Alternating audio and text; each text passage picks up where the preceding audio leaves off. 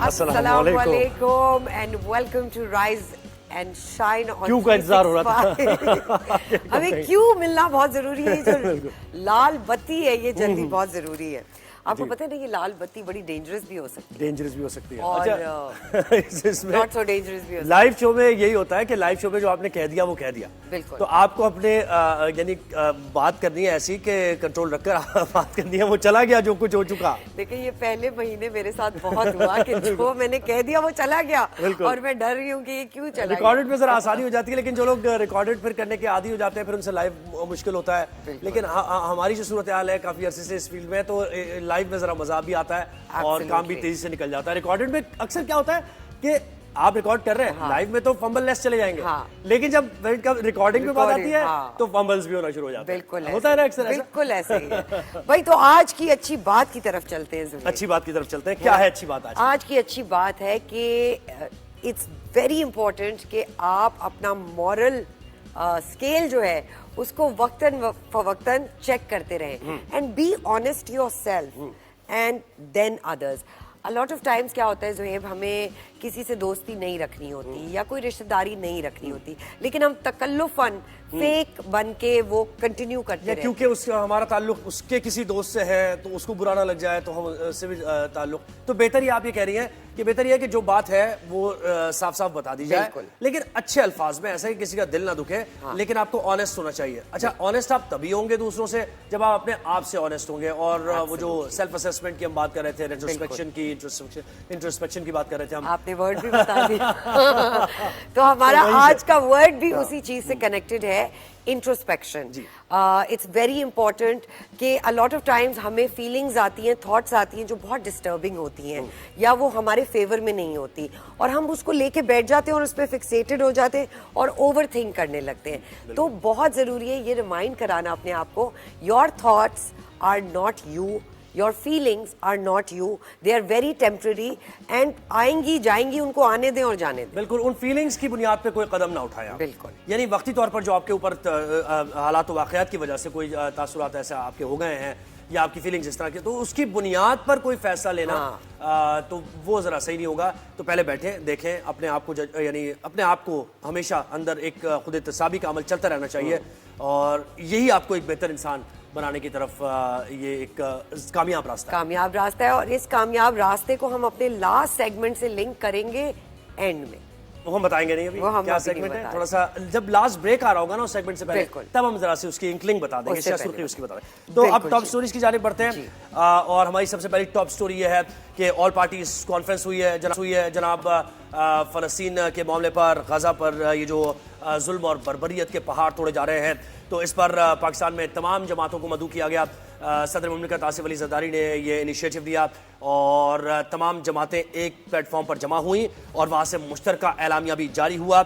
अच्छा, ये वाज़े तौर पर दुनिया को पैगाम दे दिया गया है, इस्लामी ममालिक से मुश्तरका दिफाई हिकमत अमली तरतीब देने का मुतालबा किया गया है। जिस OIC की हम बात कर रहे थे कि OIC सोई हुई है, तो इस ऑल पार्टीज कॉन्फ्रेंस में OIC का हंगामी इजलास बुलाने का भी मुतालबा किया गया है। मुस्लिम उम्मा को जगाने की बात की गई है, मजम्मत से बढ़कर कुछ करने की बात की गई है। सदर मुमलिकत आसिफ अली जरदारी और वज़ीर आज़म शहबाज शरीफ की मेज़बानी में ऑल पार्टीज कॉन्फ्रेंस का इनेकाद हुआ है।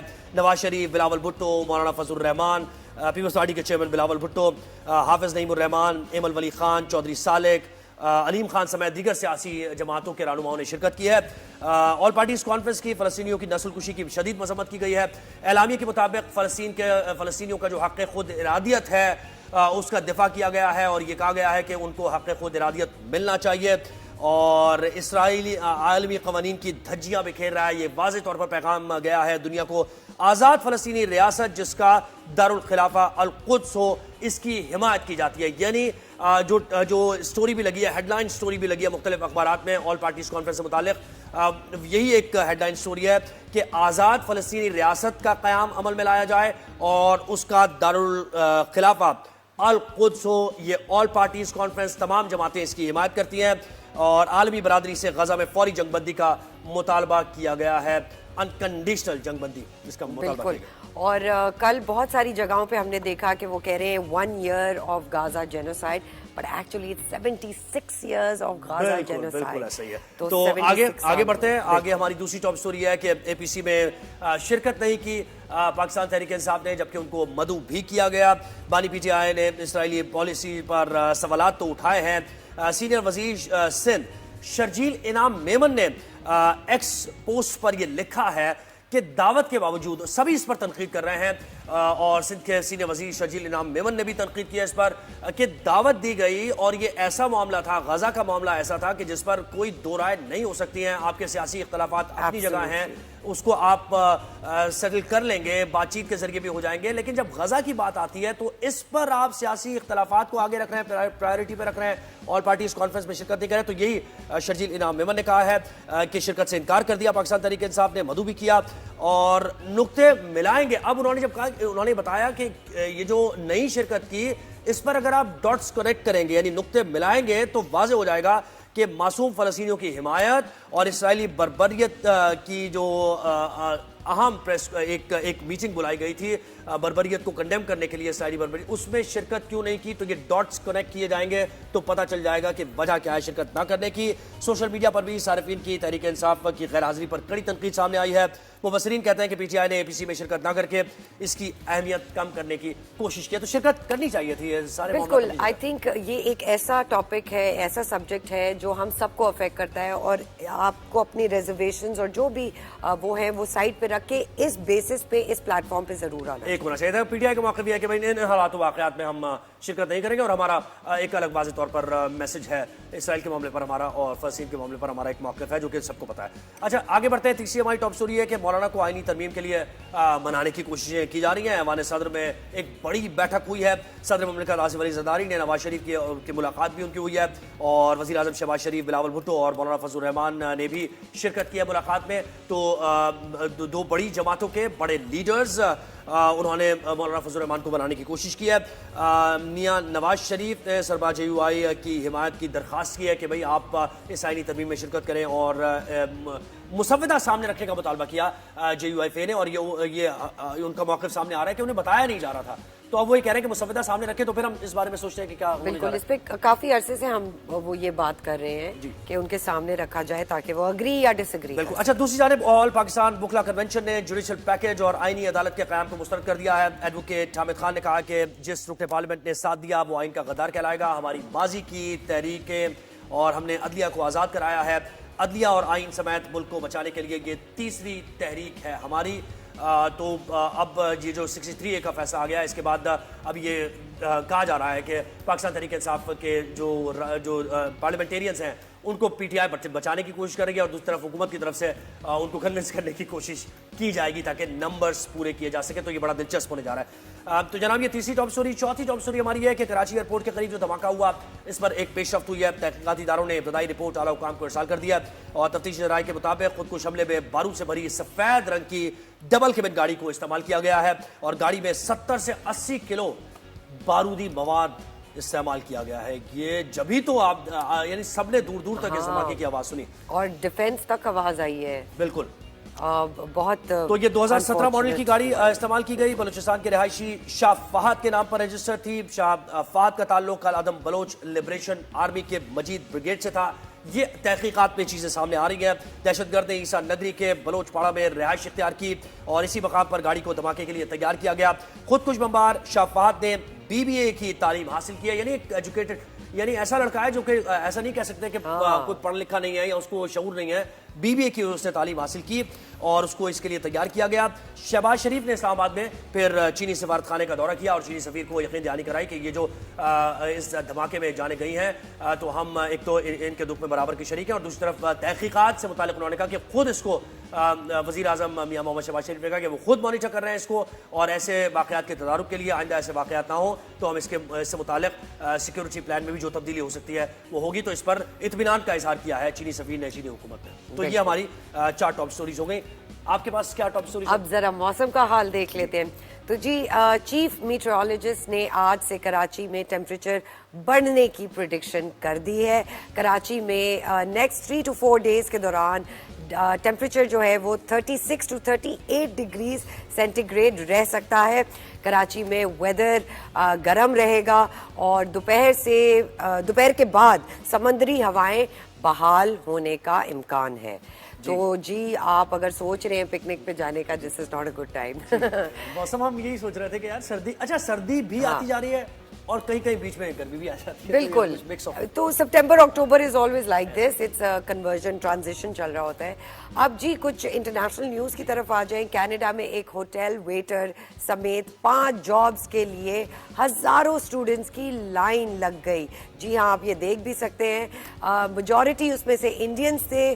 कनाडा की इस वीडियो में आप देख सकते हैं कि रेस्टोरेंट में वेटर और सर्वर समेत 5 डिफरेंट जॉब्स हासिल करने के लिए ख्वाहिशमंद यंगस्टर्स की जो ये लाइन है जॉब सर्चिंग, उसके लिए देख सकते हैं आप। तो इट इज सेफ टू से कि जी कनाडा जैसे बड़े मुल्क में भी जॉब अपॉर्चुनिटीज बहुत कम है और मुलाजमत के लिए लोग जो है वो एक जगह से दूसरी जगह के बारे में बात नहीं करते हैं। हैं। पाकिस्तान में तो है, लेकिन ये कि कनाडा में भी आप देख रहे हैं। अच्छा, इसकी वजह एक और है कि आप देख रहे हैं ज्यादातर मेजॉरिटी इंडियंस की है। बिल्कुल। तो पाकिस्तान और इंडिया से लोग बाहर मुल्क जाते हैं रोजगार की तलाश में, और ओवरसीज पाकिस्तानी जो हमारे साथ होते हैं वो भी ये बताते हैं। तो इस वजह से जरा ज्यादा वहां पर रुझान हो गया लोगों का कनाडा और कनाडा में, अमेरिका में आप देखें, यूरोप में बहुत से लोग चले गए। तो इस वजह से वहां भी जॉब लेसनेस और ये सारी चीजें मामला था। 8 अक्टूबर को जो ज़ल्ज़ला हुआ था उसको भी दहशतनाक 2005 में ज़ल्ज़ला आया था, तो उसकी भी 19 साल हो गए। और हम लोग लाइव ट्रांसमिशन ही कर रहे थे उस दौरान जब ये ज़ल्ज़ले के मनाज़िर भी आप देख रहे हैं। बड़ा एक्सटेंस, यानी बड़े पैमाने पर ये तबाही मचाई थी ज़ल्ज़ले ने, और अभी तक आप सरवत वहाँ चले जाएं, लोग संभलने की कोशिश कर रहे हैं अभी तक। उनके खानदान लोगों के ज़ल्ज़ले की नज़र हो गए, घर नज़र हो गए, और बड़ी एक तबाही आई थी जो कि एक दिलखराश वाक़या, और हमेशा उसकी यादें रहती हैं। बिल्कुल, इट वाज पूरी दुनिया से लोग आए थे पाकिस्तान में मदद करने, और दिस वाज वेरी अनफॉर्चुनेट। और कैसा जज्बा नजर आया था, आपने देखा कि लोग मदद के जज्बे से सरशार थे। पता है, हमने हमेशा ऐसे देखा है कि माशाल्लाह जो भी हो पाकिस्तान में, जितने भी बंटवारे हों, इंडिविजुअलिस्टिक अप्रोचेस हों, लेकिन जब ऐसी सानेहा होते हैं तो पूरी दुनिया के पाकिस्तानी एक हो जाते हैं, एंड दैट्स कमेंडेबल। बिल्कुल। अब थोड़ी पॉलिटिक्स की बात हो जाए, आपके फेवरेट स्टोरीज हमारी हो गई है, अब पॉलिटिक्स की हम बात करते हैं। और मुस्लिम लीग नून कुछ मनाने की कोशिशें की जा रही हैं मौलाना फजलुर रहमान को, दूसरी तरफ अभी ये गजा पर APC भी हो, तो ये जमातें कितना मिल बैठ के आगे इस टेन्योर को चला सकती हैं, और क्या पॉसिबिलिटी, और इस वक्त जो PTI के साथ मामला चल रहे हैं, तो इस पर जनाब सीनियर रहनुमा जावेद अब्बासी जो कि सीनियर पॉलिटिशियन है, उन्होंने हमें ज्वाइन किया है। उनसे जरा जानने की कोशिश करते हैं कि वो क्या एनालाइज कर रहे हैं सूरत हाल को। अच्छा जावेद साहब, बहुत शुक्रिया आपने हमें वक्त दिया। दिहाइयों के बाद हम ये देख रहे हैं कि शंघाई ताउन तंजीम की मेजबानी पाकिस्तान कर रहा है। ऐसे में इजलास से चंद दिन पहले ही चीनी भाइयों पर हमला हो जाता है। चीन ने मुकम्मल तहकीकात और हमलावरों को सख्त सजा देने का मुतालबा भी किया है। तो ये जो इजलास से पहले की जो सूरत हाल बन गई है, आपका तजिया क्या कहता है इस पर? आप क्या देख रहे हैं, किस तरफ सूरत हाल जा रही है? शुक्रिया, ये बड़ा ही अनफॉर्चुनेट वाकया हुआ है और इसकी टाइमिंग बड़ी इंपॉर्टेंट है। मेरा ख्याल है कि ये कुछ वाकयात तो पिछले कुछ सालों से हुए हैं ऐसे जो नाखुशगवार थे, लेकिन ये इस ऐसे टाइम पर हुआ है जब एक बड़ी कॉन्फ्रेंस इस्लामाबाद में होने जा रही है। मेरा ख्याल है कि पाकिस्तान को इस सिक्योरिटी के मसाइल पर बड़ी तवज्जो देनी चाहिए। हम बहुत बाकी चीज़ों पर तवज्जो दे रहे हैं, ज़्यादा तवज्जो हमारी अब सियासी और बाकी मामलात पर चली गई है, तो उससे सबसे ज़्यादा तवज्जो की ज़रूरत है कि हमें इस वक्त इस एरिए में दें, ताकि जो सिक्योरिटी के मामलात हैं, स्पेशली क्योंकि CPEC है, चाइना और पाकिस्तान की दोस्ती बड़ी है, वो बहुत बड़ी इन्वेस्टमेंट यहाँ लाए हैं, उनके बड़े प्रोजेक्ट हैं यहाँ, इस पर बड़ी तवज्जो हुकूमत को देनी चाहिए और हर सूरत मेक श्योर करना चाहिए कि कोई ऐसा वाकया पेश ना आए जिसकी वजह से दुनिया में बिलअमीम और बिलखसूस चाइना में ऐसा मैसेज आए कि वो समझेंगे हमारे लोग यहाँ सेफ नहीं है।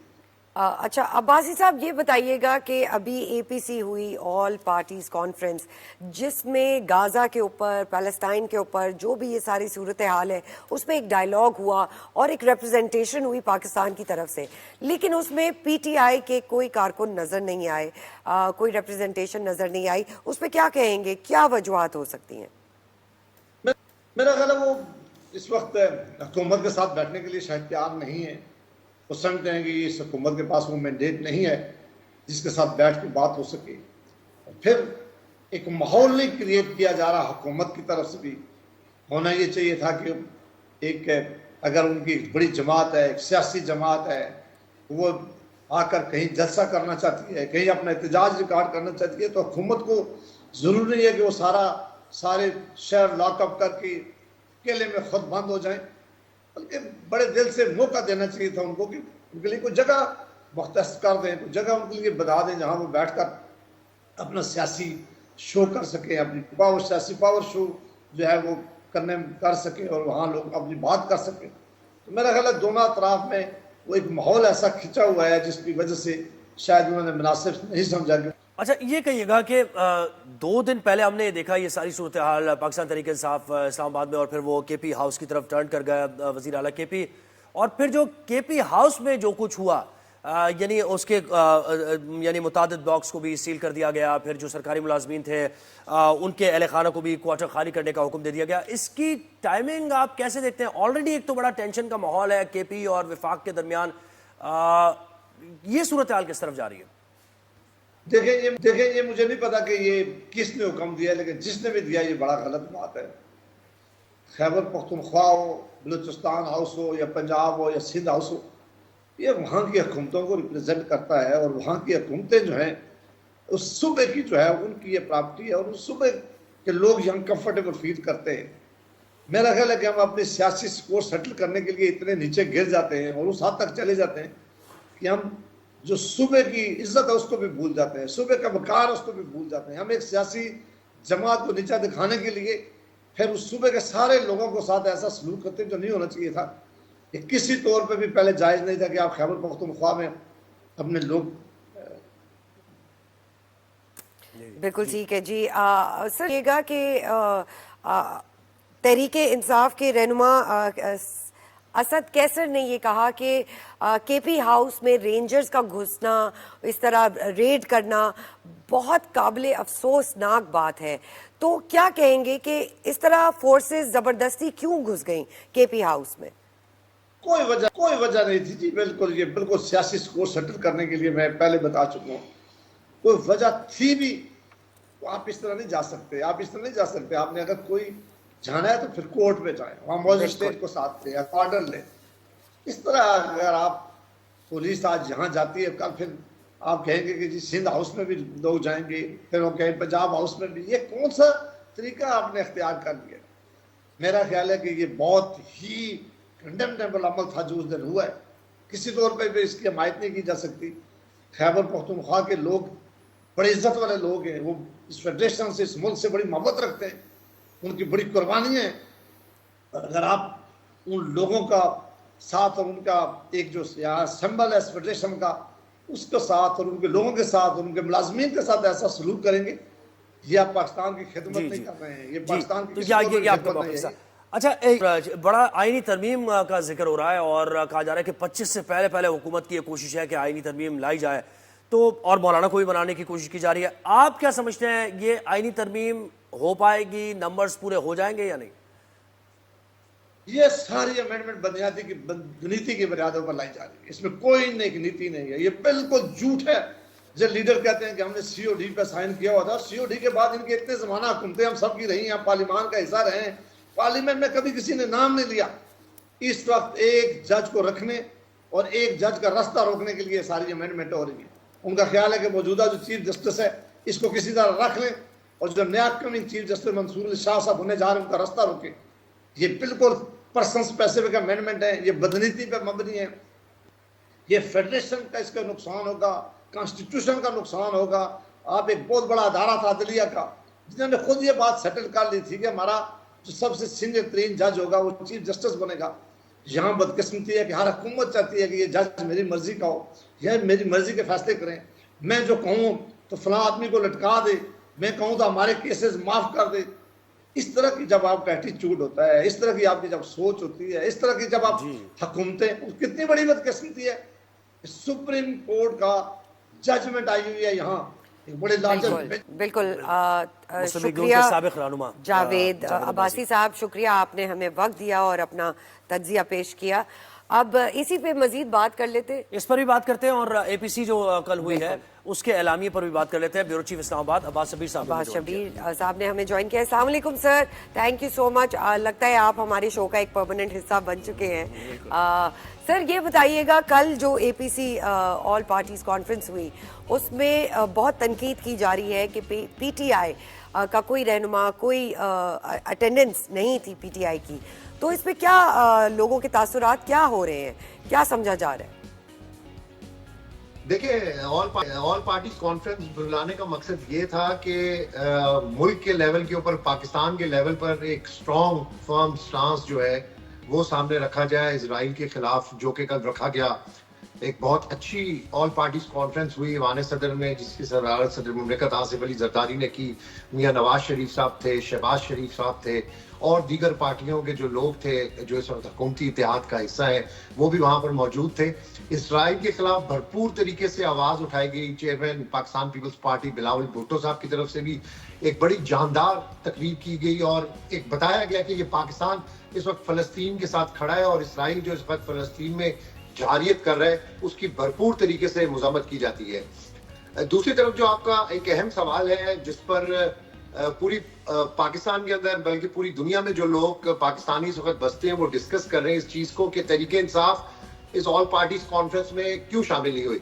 देखिए, सियासी इख्तिलाफात अपनी जगह पे होते हैं, आपके जो डिफरेंसेस होते हैं वो अपनी जगह पे होते हैं। जब इंटरनेशनली और नेशनल लेवल पे पाकिस्तान की बात आती है तो हमें तमाम तरह इख्तिलाफात बुलाकर एक साथ होना चाहिए, जो कि कल तहरीके इंसाफ ने एक चांस मिस किया है।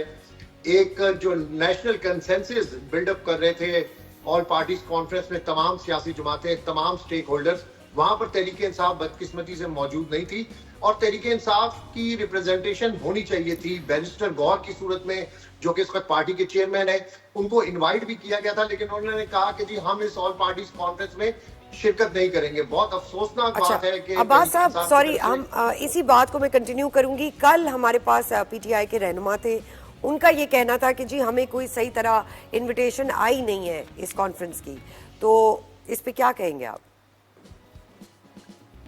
देखिए, जब आपके इंटरेस्ट ही ना हो, आपके इंटरेस्ट और हो, नेशनल इंटरेस्ट ना हो आपके, तो फिर आपको ऐसा ही फील होता है कि जी हमें इनविटेशन सही तरीके से नहीं दी गई। इनविटेशन तहरीके इंसाफ को दी गई थी और तहरीके इंसाफ का ये फर्ज बनता था उनकी लीडरशिप का कि उनकी रिप्रेजेंटेशन हर सूरत में होती है। मैंने आपको बताया कि सियासी इख्तिलाफात जितने भी हों वो अपनी जगह पर होते हैं, लेकिन ये जो फलस्तीन का मामला है ये पूरी मुस्लिम उम्मा का यानी कोई वजह नहीं थी, कोई वजह नहीं थी कि पाकिस्तान तहरीक इंसाफ इसका हिस्सा न बनती। अच्छा, एक और चीज, मुलाकात आईनी तरमीम का मामला भी चल रहा है ना, साइड बाय साइड एक बड़ी मुलाकात हुई है। मियां नवाज शरीफ भी और प्रेसिडेंट जरदारी भी उस मुलाकात में थे और मौलाना फजल रहमान को मनाने की, कोई उसमें से क्या निकल कर सामने आया, उसकी इंसाइट क्या है?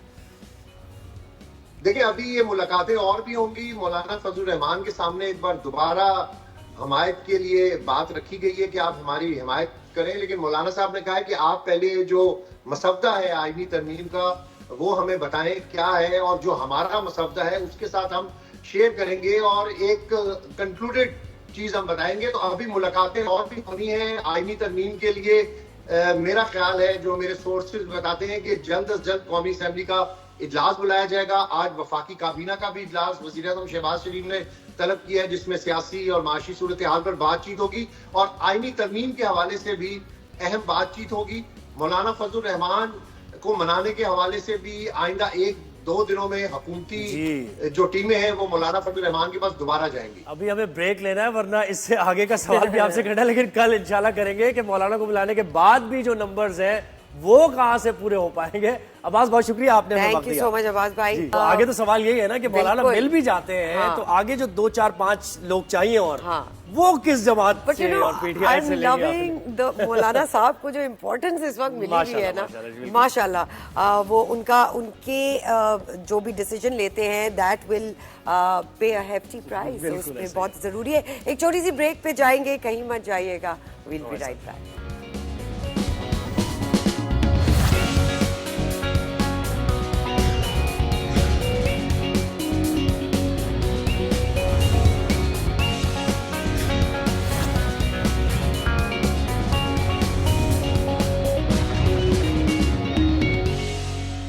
वेलकम बैक नाजरीन। अब कुछ बात करते हैं जो कराची एयरपोर्ट पे ब्लास्ट हुआ, एयरपोर्ट के पास जो ब्लास्ट हुआ उस पर बात करने के लिए कराची ब्यूरो चीफ फैसल शकील हमारे साथ मौजूद हैं। अस्सलाम वालेकुम Faisal, thank you so much, आपने हमें वक्त दिया। सबसे पहले तो ये बताइए कि जो इन्वेस्टिगेशन की गई है उसमें क्या चीज़ें सामने आई हैं, क्या चीज़ें कंफर्म सामने आई हैं? जी बिल्कुल, वालेकुम अस्सलाम। सबसे पहले तो मैं आपको ये बताऊंगा कि एयरपोर्ट के नज़दीक जो गुज़िश्ता परसों रात 11 बजे धमाका हुआ था उसमें जो है वो 3 अफराद जाँ बहक हुए, जिसमें 2 चाइनीज़ थे और इसके अलावा एक जो है वो नामालूम था और एक जो है वो खुदकुश हमला आवर था। ये खुदकुश हमला था जो कि एक गाड़ी में प्लान किया गया था। वीगो गाड़ी जो है वो इसके लिए ख़रीदी गई थी। तफ्तीशी ज़राए ये बताते हैं कि बलोच लिबरेशन आर्मी की मजीद ब्रिगेड के जानिब से ये जो है हमला प्लान किया गया था और इस हमले का हदफ जो थे वो चीनी इंजीनियर से जो कि बैंकॉक से रात 10 बजे परसों रात 10 बजे कराची एयरपोर्ट पर उतरे। ये जो है वो पोर्ट के मुलाजमीन थे और तकरीबन इनकी तादाद 40 से ज़ायद थी। ये एक कोस्टर वैन में जो है सवार थे और हमला आवर जो है वो अपनी गाड़ी से इसे निशाना बनाना चाहता था। तो तफ्तीश की है, तफ्तीशी ज़रा ये बताते हैं कि शाह फहद नामी जो है वो नौजवान था, नोशकई का रहायशी था ये और BBA का तालिब इल्म था। ये कराची जो है वो 2 बार आया है और ये 4 अक्टूबर को आखिरी बार आया है। सदर के इलाके में एक जो है वो होटल में ठहरा है और ज़रा ये भी बताते हैं कि गुलशन इकबाल में ईसा नगरी के करीब जो है वो एक आबादी है बलोचपाड़ा, वहाँ पर ये गाड़ी वीगो जो है वो ख़रीद कर तैयार की गई। इसके आगे इंजन हिस्से पे जो है वो बम लगाया गया और बारूदी मवाद, धमाकेदार मवाद लगाने के बाद इसको जो है वो सिग्नल के करीब रखा गया और जैसे ही इनका कॉन्वॉय आया तो उसको जो है हिट करने की कोशिश की गई, लेकिन खुशकिस्मती से कोस्टर में सवार जो चाइनीज़ इंजीनियर थे वो महफूज रहे और जो एक गाड़ी में थे वो मुतासिर है। इस हमले में तकरीबन 12 गाड़ियां जो है वो मुतासिर। अच्छा फैसल ये भी बताइए, फैसल ये भी बताइए, जख्मी हुए। ये भी बताइए कि जो हैंडलर्स इसके थे, ये जो नेटवर्क है पूरा सहूलतकारी जिन्होंने की है, कुछ खबरें आ रही है कि उन्हें भी कुछ लोगों को हिरासत में लिया गया है, इसकी क्या डिटेल्स हैं आपके पास?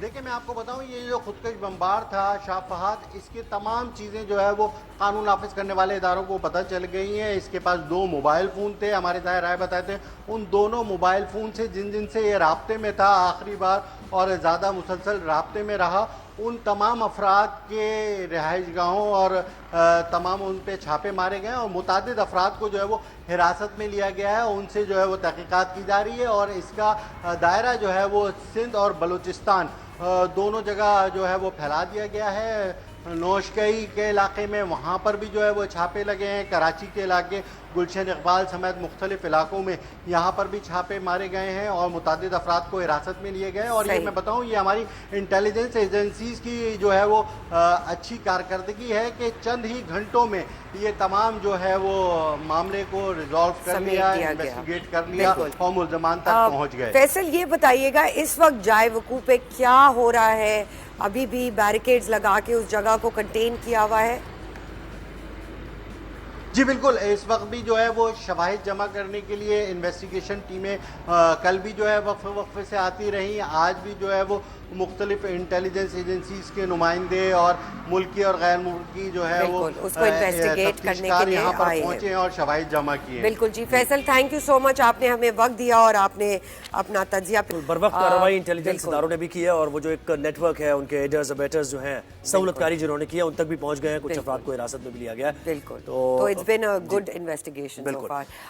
अब जी खेलों की तरफ थोड़ा सा रुख करते हैं और देखते हैं कि जी क्रिकेट में क्या हो रहा है। हमारे साथ मौजूद हैं क्रिकेट में जरा पहले ही बता दें कि भाई पाकिस्तान एक पहली इनिंग्स में कंफर्टेबल पोजीशन में है और 328 रन पाकिस्तान ने बना लिया है 4 विकेट के नुकसान पर, 2 सेंचुरीज भी स्कोर हुई हैं। तो पाकिस्तान अब कैसे इस पहली इनिंग्स की अच्छी परफॉर्मेंस को बढ़ता है लेकर आगे और मैच जीता है। आपको पता है ना ये हर वक्त होता है हमारे साथ हम शुरू में एक्साइटेड होते हैं फिर हमें पता चलता है रियलिटी चेक क्या होता है। तो इसके लिए हमने हमारे पास क्रिकेट एनालिस्ट हैं मोहम्मद अवैस, उन्होंने ज्वाइन किया है। अस्सलाम वालेकुम Mohammad Awais, thank you so much, आपने हमें वक्त दिया।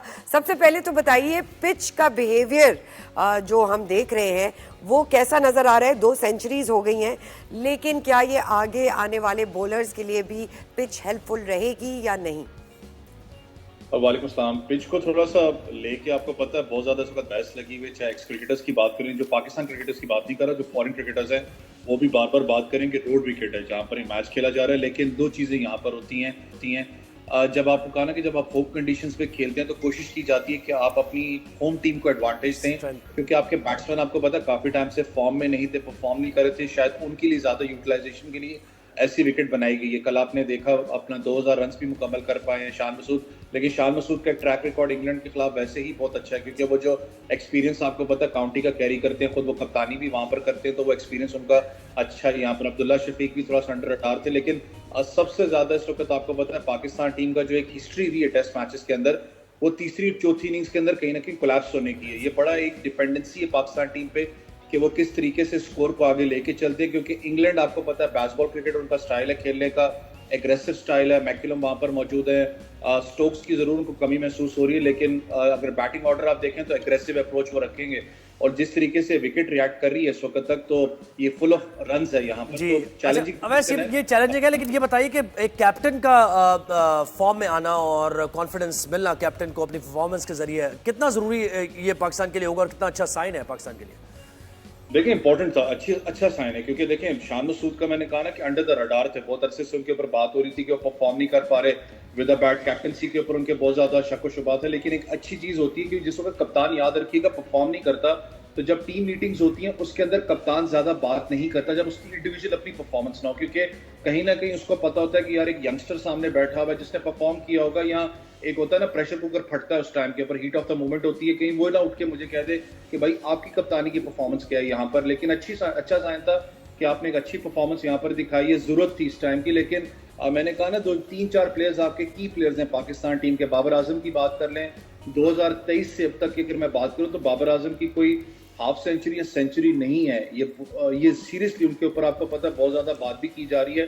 कप्तानी से बेशक वो उतरे थोड़ा सा रिलैक्स पोजीशन के अंदर आपको बाबर कल नजर आए थे जिस तरीके से कवर ड्राइव्स के लिए, लेकिन जो स्कोर चाह रहे हैं कि 50 हो 100 रन हो जो बाबर आजम जाने जाते हैं उस चीज से अभी भी दूर है। थोड़ा सा पाकिस्तान टीम का जो कॉम्बिनेशन भी है उस पर भी बहुत से लोग अभी तनकीद भी ऑब्वियसली करें। स्पिन डिपार्टमेंट की बात करें क्योंकि चौथे और पांचवें दिन पे मुझे बड़ा एक स्ट्रॉन्ग बिलीव है कि पिच स्पिन करेगी, टर्न करेगी विकेट, क्योंकि आपको पता है क्रैक्स पड़ते हैं विकेट के ऊपर। उसी से हम बात आगे बढ़ाते हैं। बॉलर्स अच्छा परफॉर्म नहीं कर रहे तो फ्यूचर में क्या देख रहे हैं, कितनी जिम्मेदारी बनती है बॉलर्स के ऊपर? देखें ये टेस्टिंग पोजीशन इसलिए पाकिस्तान टीम के लिए फास्ट बॉलर्स के लिए क्योंकि बांग्लादेश से आप सीरीज हारे में हैं और उसी विकेट के ऊपर बांग्लादेश के फास्ट बॉलर्स ने सारे की सारी टीम को आउट किया था। फास्ट बॉलर्स की बात करो, हमारी स्ट्रेंथ आपकी फास्ट बॉलिंग लाइनअप, अगर इस स्क्वाड की मैं बात करूं, आप शाहीन की बात कर ले, नसीम की बात कर ले, आप बात कर ले आमिर जमाल की, ये 3 आपके पास फास्ट बॉलर्स है।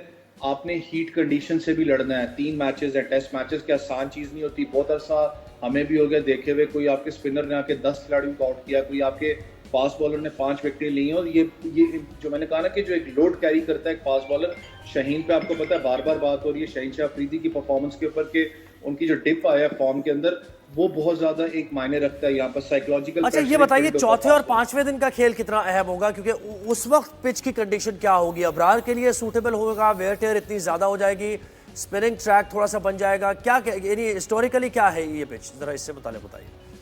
देखिए मैंने कहा ना बैटिंग ट्रैक विकेट आपको अभी तक नजर आ रहा है, लेकिन जब चौथा पांचवा दिन होगा वहां पर जाके ये टर्न करेगी। पाकिस्तान का एक मैंने कहा ना एक इशू पाकिस्तान टीम का ये रहा है हमेशा कि जब आप जाते हो चौथी या पांचवी इनिंग्स के अंदर, जब चाहे आपने चेस करना हो चाहे अपने स्कोर को बिल्डअप करना हो, पाकिस्तान की टीम कोलैप्स करती है। वहां पर पाकिस्तान के बैट्समैन जो उनसे हैं वो किस तरीके से उसको काउंटर अटैक करते हैं। अभी तक तो बड़ा एक अच्छा आपको पता है इनिंग्स चल रही है, लेकिन जो पहले हाफ का खेल होता है बड़ा इंपॉर्टेंट होता है कि वो किस तरीके से आगे आप लेके चलते हैं। कल रमीज राजा पे भी आपको पता है जब वो टॉप हो रही थी, जब शान मसूद पास बैठे हुए तो उन्होंने हंसी में ही कहा कि 400 प्लस रन करके फिर हम डिक्लेयर करेंगे, तो शान मसूद को वो बिल्कुल भी अच्छा नहीं लगा था, वो उनके फेस एक्सप्रेशन से पता लग रहा था। लेकिन पाकिस्तान की अगर बात करो, इंग्लैंड एक डिफरेंट टीम है। पाकिस्तान बेशक 450 स्कोर भी करे, अगर विकेट्स इंटैक्ट हुई तो मुझे नहीं लगता कि वो डिक्लेयर करेंगे। उनको पता है कि इंग्लैंड की स्ट्रॉन्ग वीक अपना पॉइंट्स क्या है, बैटिंग बिल्कुल जी। Mohammad Awais, thank you so much, आपने हमें अपनी एक्सपीरियंस से तज्जिया दिया। भाई अब दोनों टीमें बड़ा एग्रेशन से खेलती है, इंग्लैंड भी। ऐसा नहीं है कि पाकिस्तान टीम अगर पहली इनिंग में अच्छा खेल गया, बिल्कुल, क्योंकि पाकिस्तानी बैट्समैन का एक और चीज है, पाकिस्तानी बैट्समैन अगर 200 रन बना लें किसी विकेट पर, तो आप ये अंदाजा करें कि इंग्लैंड, ऑस्ट्रेलिया और इंडिया 250-300 बना सकते हैं। ये हमेशा हम सोचकर चलते हैं। तो हमें एक ऑप्टिमिस्टिक अप्रोच के साथ चलना चाहिए। एक छोटी सी ब्रेक पे जाएंगे और ब्रेक से आने के बाद हम अर्ली 2000 में जो अर्थक्वेक आया पाकिस्तान पे, उस पे कुछ बात करेंगे। कहीं मत जाइएगा, विल बी राइट बैक।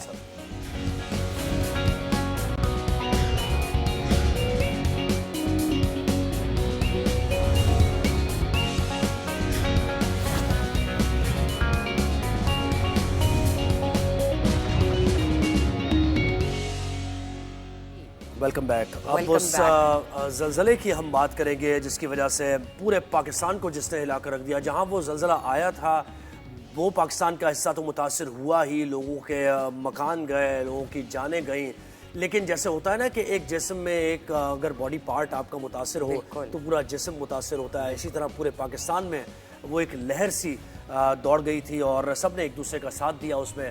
जिस तरीके से लोगों ने खिदमत खल्क के जज्बे से सरशार होकर लोगों को बचाया, उनकी जानें बचाई। लेकिन ओवरसीज पाकिस्तानी से भी बहुत मदद मिली थी।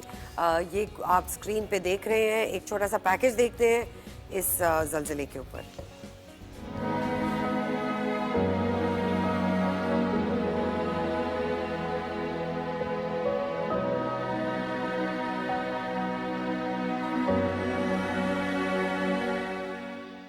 8 अक्टूबर 2005 को सुबह 8:52 पर आने वाले खौफनाक जल्जले ने चंद लम्हों में बालाकोट की हजारों हंसते बसते शहरियों को उजाड़ दिया। लोग दीवानावार इधर उधर भाग रहे थे। चंद सेकंड्स में दुकानें, मार्केट, घर और इमारतें ज़मींबोस हो गईं और जल्जले में हजारों की तादाद में लोग अपनों से बिछड़ गए।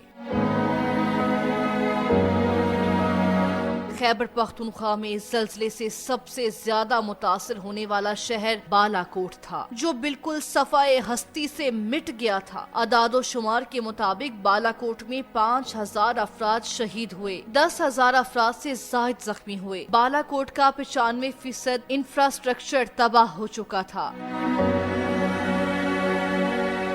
8 अक्टूबर 2005 में आने वाला जल्जला दुनिया का 14वां बड़ा जल्जला था, जिसने बड़े पैमाने पर तबाही मचाई। यहाँ के जल्जला मुतासरीन अभी तक बुनियादी सहूलियात से महरूम हैं।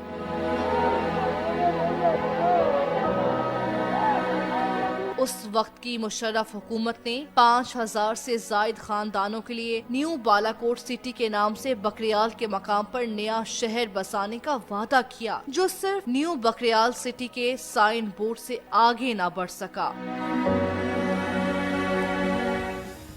आपने इस पैकेज में मनाजिर देखे, बस्तियां उजड़ गई, लेकिन अभी भी लोग मुंतज़िर हैं कि उनको इस पे हमारे साथ ज्वाइन किया है retired air marshal Arshad Malik ने। जी अस्सलाम वालेकुम sir, thank you so much, आपने हमें वक्त दिया।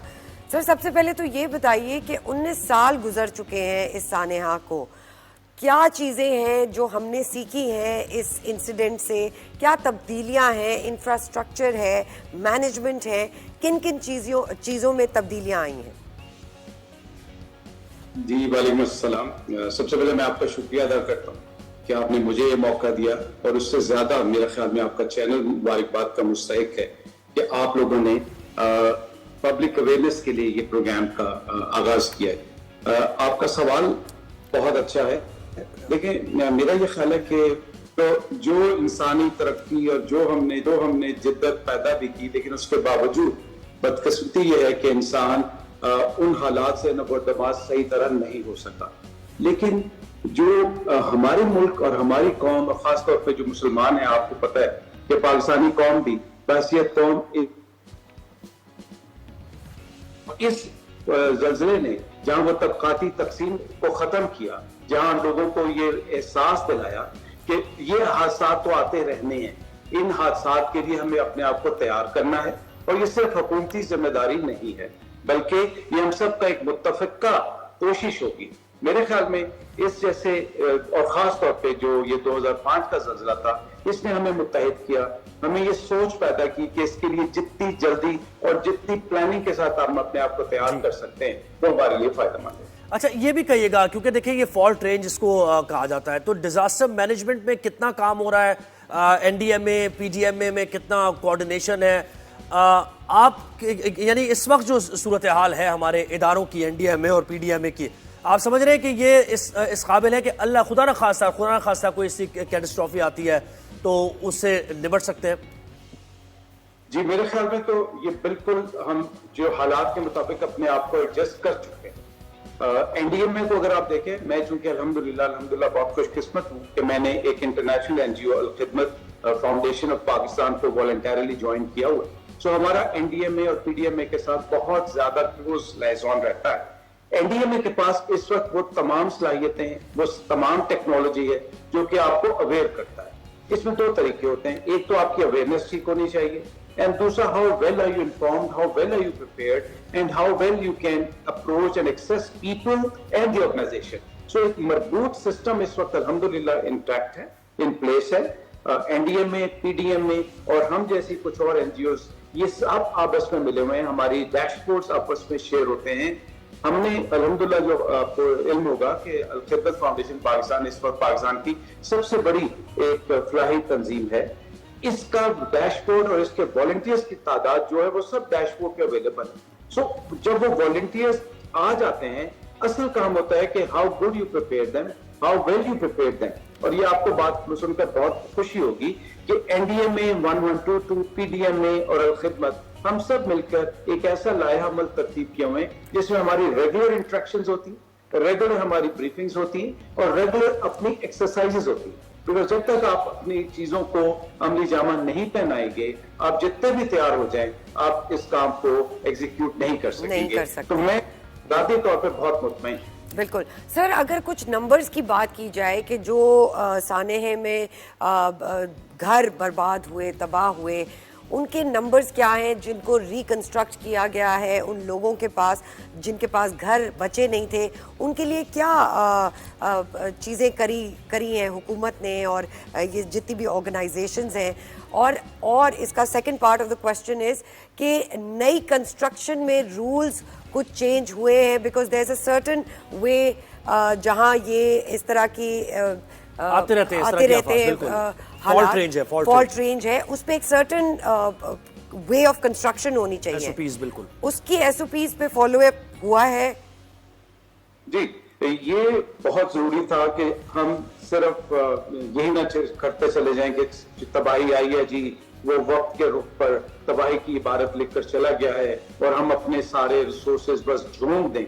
शुरू में ऐसा हुआ, जाहिर है एक नेचुरल हमारी हमदर्दी थी, हमें दुख था, हमारी कौम सारी तैयार हुई, बाहर के हमारा डायस्पोरा हमारे साथ आया। लेकिन अब मुझे ये बड़ी खुशी है कि एनडीएमए की पैकेज में एक प्रॉपर एसओपी लेआउट हुई हाउसेस का, और उनका लेआउट होने के साथ साथ वो प्रॉपर कंस्ट्रक्शन प्लान बने, उनकी कंस्ट्रक्शन की इवैल्यूएशन हुई। और आपको पता ही है कि इसमें 30 बस्तियां शायद तबाह हो चुकी थी, और उन बस्तियों को सिर्फ ये नहीं था कि आप जबरदस्ती बनाएं, बल्कि एक मजबूत प्रोग्राम के तहत, एक डिजाइन के तहत, जिसके साथ इंजीनियरिंग ब्रांच और हमारे जो आर्म फोर्सेस थे वो सारे सामने आए और एक प्रॉपर कॉम्प्रिहेंसिव प्लान के तहत मॉडल हाउसेस बनाए गए। अब उन मॉडल हाउसेस को आगे डुप्लीकेट किया जा रहा है और इसके लिए कुछ स्टाफ भी डेडिकेटेड है। हमारे अलखिदमत के मेरे ख्याल में इस वक्त तक अल्हम्दुलिल्लाह कुछ 60,000 वॉलंटियर्स आ चुके हैं। अच्छा, एक तो आपने ये कंस्ट्रक्शन घरों की, एक और ह्यूमन डेवलपमेंट पर कितना काम अभी तक हुआ है? क्योंकि देखिए रिहेबिलिटेशन तब तक नहीं होगी जब तक आप रोजगार नहीं देंगे लोगों को। तो इस पर बड़े हमने पैकेज में भी दिखाया कि अभी भी मुंतजिर है लोग कि उनकी इमदाद की जाए। ठीक है, आप दूर दराज का इलाका है, आप लोगों तक पहुंचने की कोशिश करते हैं, लेकिन सबसे पहले तो आपको, अब जो आपने पहला क्वेश्चन किया कि लोगों को किस तरह अवेयरनेस किया जा रहा है और लोगों के लिए क्या किया जा रहा है। सो ये जो वॉलंटियर प्रोग्राम है जिसमें हमारे पास अल्हम्दुलिल्लाह सिर्फ हमारी ऑर्गेनाइजेशन में 60,000 से ज्यादा वॉलंटियर्स हैं, तो इनका काम ही ये है कि ये लोगों तक पहुंचते हैं, उनको अवेयरनेस देते हैं। फिर इनको हमने मवाक़ात के तहत इनको स्कॉलरशिप जो स्टूडेंट्स हैं उनको देने शुरू किए।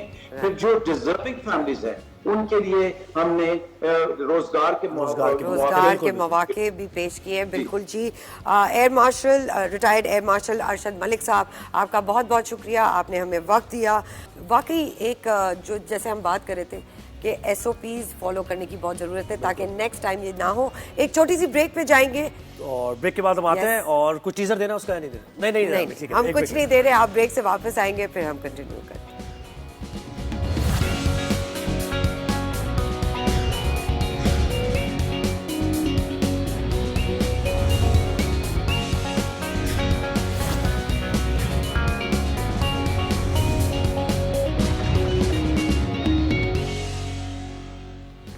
वेलकम बैक नाज़रीन और हजरात। अब कुछ बात कर लेते हैं। ये दालें वाले ज़ाहिर आपने सही तरह रखी हैं और क्योंकि मैं चाहती हूँ सब देख ले कि हम आज कौन सी दाल पका। तो आज हम बात कर रहे हैं महंगाई की। महंगाई में अब इन्फ्लेशन सिंगल डिजिट में आ गया है और हुकूमत ही कह रही है कि भाई महंगाई में कमी आई है। लेकिन जब हमने भी सर्वे किया, लोगों से बातचीत की, तो लोग ज़रा people are sceptical about it कि ये नंबर्स जो है ना वो ठीक है या नहीं। क्योंकि जब भी महंगाई की बात होती है तो लोगों का पहला जो रिस्पांस होता है, यानी जो उनकी यार्ड स्टिक है ये जानने के लिए, वो ग्रोसरी है। यानी ग्रोसरी आइटम्स में अशिया खुरनोश की कीमतों में कितनी कमी हुई है, उनका बजट कितना कम हुआ है या ज्यादा हुआ है। तो इस पर वो जांचते हैं कि महंगाई कम हुई है या ज्यादा हुई है। बिल्कुल। तो इसी पे हमने एक छोटा सा पैकेज बनाया है, आप वो जाएं देखें, फिर हम अपने गेस्ट से मुलाकात करवाते हैं।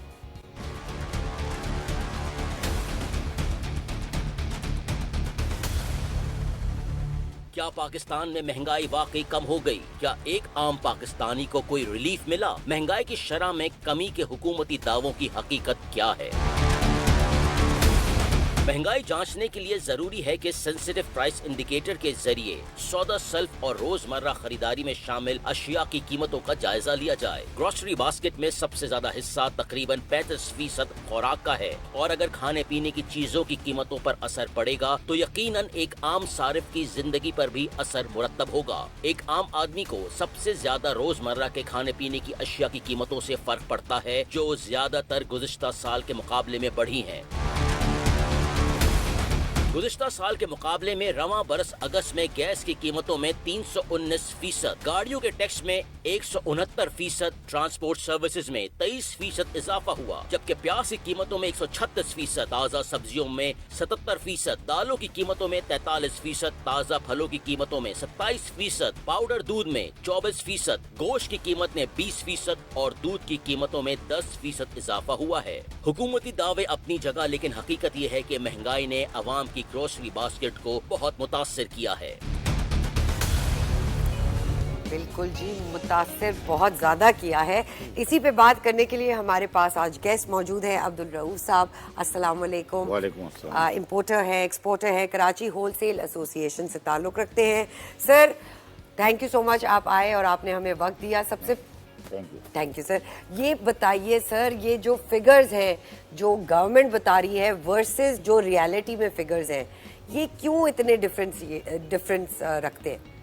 देखिए, रियलिटी को मानता कोई नहीं है। सिंगल डिजिट, केवल डबल डिजिट। देखिए, असल आप जाएं उन घरानों पे जो आधा किलो 1 किलो खरीदते हैं, वो महंगा मिलता है। आप होलसेल पे यहाँ रेट देखेंगी और रिटेल पे देखेंगी तो 130 रुपए से 40 रुपए दालों में किलो में फर्क है। और जो उधार लेता है ना, जो बेचारा परेशान होता है, उनको भी आप नोट करें कि वो एक उधार देता है और दूसरा उधार लेता है, तो उनको भी लूट लिया जाता है रिटेल में कि भाई उधार देना है तो इसके पैसे डबल होंगे भाई। तो ये आलम है, क्योंकि गुर्बत बहुत ज़्यादा है। और आप ये देखें कि 25-50 हज़ार वाला पूरा नहीं कर पाता, क्या बच्चों को खिलाएगा, कुछ खाएगा खुद या बिजली के बिल भरेगा। मैं ये समझता हूँ कि पानी और रोटी से गुजारा हो रहा है। अगर कोई माने या ना माने, ये सीलानीज वगैरह जितने हैं जो आप देख रहे हैं, ट्रस्ट खुले हुए हैं, उस पर आप देखें बच्चों की तालीम जो पढ़ते हैं वो भी उधर ही खाते हैं। और गार्ड वगैरह एम्प्लॉइज़ वहाँ हमारे बेहिस लोग हैं, यानी हमारे बिजनेसमैन भी बेहिस हैं, हमारे सियासतदान भी बेहिस हैं। वो उनको कोई ख्याल नहीं आता कि मातहत वालों को कैसे हम संभालें। तो ये सिंगल डिजिट के दावे को आप भी ज़रा सवाल आप इस पर उठा रहे हैं। एक आपने बात की यहाँ पर कि होलसेल से रिटेलर्स के पास जब होता है तो उसमें बड़ा एक डिफरेंस है। तो ये आड़ती का किरदार, मिडलमैन का किरदार है जिसको ख़त्म करने की बात की जा रही है, लेकिन वो अभी तक ख़त्म नहीं हुआ है। इसकी पहले इसकी वजह बताइए। ये जो इन्फ्लेशन और ये रेट्स बढ़ गए, ये तुम फिर बाद में बात करेंगे। देखिए, आड़ती का किरदार वहाँ आता है। देखिए, आपका क्रॉप होता है ना कोई, यानी गंदम का क्रॉप बम्पर हुआ, उनको रेट फिक्स किया गया 39-40 kg 100 रुपये। तो आप समझ लें 98-94 की गंदम उनको की गई कि हम खरीदेंगे। जब किसानों ने ये इतना बम्पर फसल हुआ तो उन्होंने कोई पास्को या दूसरे इदारों ने, टीसीपी इदारों ने, गवर्नमेंट ने सपोर्ट उनको नहीं किया गंदम वालों को। और उनकी गंदम अभी आज 68 रुपीज़ बिक रही है। और आटा, मेरा ख्याल है कि ये 82-85 ये आटा बिक रहा है। ये देखें, कमी हुई है। आप शुगर का क्रॉप देख लें, जो पिछला था उससे 10 लाख टन एक्सेस है। 75 लाख टन का क्रॉप हुआ था, लेकिन 10 लाख टन एक्सेस हमारे पास पड़ा है। अब पिछले महीने अब इसका क्रॉप शुरू हो जाएगा। जो ये क्रॉप आ रहा है वो बम्पर है, यानी पाकिस्तान की तारीख रिकॉर्ड की जाएगी। 75 लाख टन की जगह 90 लाख टन क्रॉप होगा। जो चीनी 200 रुपए किलो हुई थी ब्लैक में, आपको भी याद होगा बिल्कुल, 200 रुपए किलो, जिसपे आवाज उठाई थी पूरी मीडिया में और वजीर आजम और होर्डिंग्स वगैरह का भी इसमें तो किरदार है ना, याद है ना।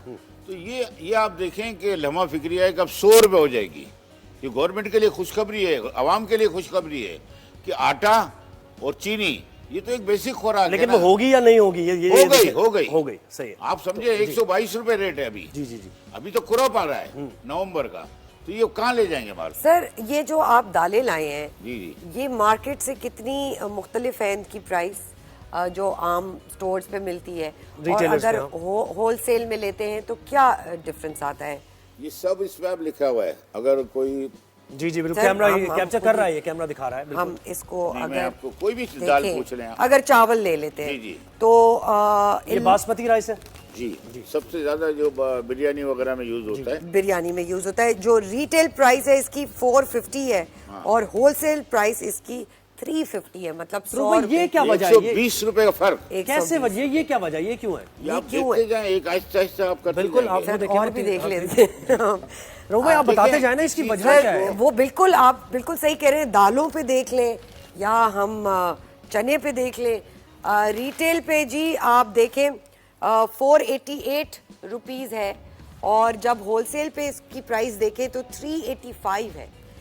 इसी तरह अगर ये हम पीली दाल लेते हैं, मूंग की, तो मूंग की दाल है, अरहर की दाल है ये एक्चुअली। रिटेल प्राइस इसकी 680 है और होलसेल प्राइस इसकी 550 है। तो सर ये तो सब में बहुत ये डिफरेंस क्यों है? जी बिल्कुल यही है, ये डिफरेंस हम देख रहे हैं कि बड़ा 100 रुपए का डिफरेंस है। ये आप कर लेते हैं, आप मुझे बताएं। ये बिल्कुल, ये लम्हा फिक्रिया नहीं है तो क्या है ये? बिल्कुल है। और ये इसको चेक एंड बैलेंस क्यों नहीं है? आप ये ले लें। अब तो ये मुख्तलिफ सर, हमें समझ आ गई बिल्कुल 100 रुपीज प्लस। वजह क्या है इसकी? हम तो हैरान परेशान हैं कि इतना होलसेल और रिटेल में फर्क। ये बीच का मार्जिन कौन लेके जा रहा है? ये और क्यों ये? देखिए आप बात समझे, जब चेक एंड बैलेंस नहीं होगा, प्राइस कंट्रोल वाले नहीं होंगे, ब्यूरो ऑफ सप्लाई नहीं होगा, कमिश्नर नहीं होंगे, डीसीज नहीं होंगे, एसीज नहीं होंगे, सब बंद कमरों में बैठ के अपने काम करते रहेंगे, तो कहाँ इम्प्लीमेंट होगा? तो ये रिटेलर की जेब में जा रहा है पैसा? सब रिटेल पे जाता है, और कहाँ जाना है? होलसेल पे वॉल्यूम पे जाता है। यानी आप समझें 25,000 किलो का ट्रक होता है, 30,000 किलो, यानी आप समझ लें बल्क में जाता है बहुत ज्यादा, और पैकिंग में भी जाता है। सर, तो यानी DC पे एक रख रहे हैं ना होलसेलर इस पे। और एक होलसेलर 10 ट्रक बेचता है तो वो 1 लाख रुपए कमा लेता है, क्योंकि 8 आने 1 रुपए में वॉल्यूम बढ़ा है। अब ये रिटेल पे जो इस तरह की लूट मारी है, तो इसको यानी रोका कौन जाए? टैक्स रोक नेट कौन में नहीं? लाने की कोशिश की जा रही है, तो एहतजाज हो रहा है जी। ताजर बरादरी एहतजाज कर रही है कि अब टैक्स नेट में लेकिन आते सर- हुए मुश्किल हो रही है और इतना मार्जिन ले रहे हैं। अच्छा, ये मैं और एक बात डीसी की जिम्मेदारी कमिश्नर, बनती है ना, DC ये बिल्कुल। DC कमिश्नर की जिम्मेदारी बनती है, तो वो कहाँ है? देखिए, असिस्टेंट कमिश्नर को जब आप 20 अरब रुपए की गाड़ियां दे देंगे डबल केबिन, तो वो कौन सा काम कर लेगा भाई? उनको आल्टो दें, है ना उनके पास गाड़ियां, स्कूटर दें, मोटरसाइकिल अच्छी दें, हेलमेट पहनाएं, तो जाए ना रोडों पे और चेक करें ना। बात तो ये है, अब इम्प्लीमेंट के इदारे खामोश हैं, वहाँ कुछ नहीं होगा। और ये जो विथ होल्डिंग टैक्स लगने जा रहा है अभी 15 तारीख को इसका रिटर्न फाइल होगा, जो पिछला जुलाई अगस्त वो सब विथ होल्डिंग लिया जाएगा।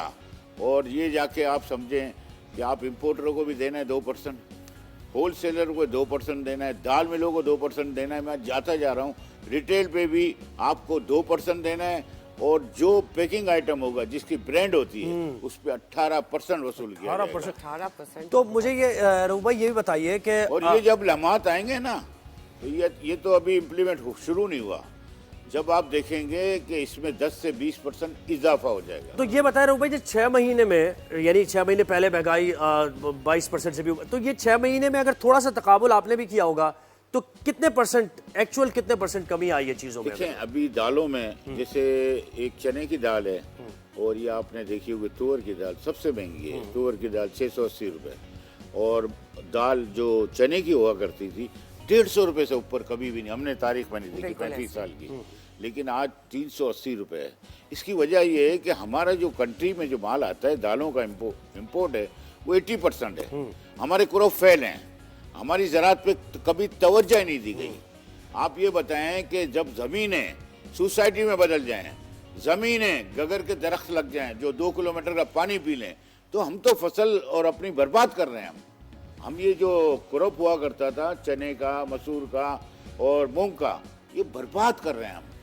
अच्छा, अब अब्दुल रऊफ साहब ये बताइए कि जो आवाम है उसके लिए रिलीफ क्या इस बात पे है कि वो होलसेल से जाके अपने महीने का राशन ले ले, जबकि उसका वॉलेट अलाउ नहीं करता, लेकिन कहीं तो उसको रिलीफ मिले? तो क्या ये बेहतर सोल्यूशन है उसके लिए कि वो होलसेल से जाके ये चीज़ें ले ले, तो एज अ होल उसको कम पैसे देने पड़ेंगे? बहुत अच्छा आपने सवाल किया, और इसका जवाब भी मेरा बनता था कि देखें, जितने भी आप देखें दरमियाना तबका है जो बिल्डिंगों में, मल्टीनेशनल बिल्डिंग है, तो देखें आप उनके पास 250 फ्लैट हैं, तो वो खुद क्यों एक आदमी रजाकाराना परचेज नहीं करता होलसेल में?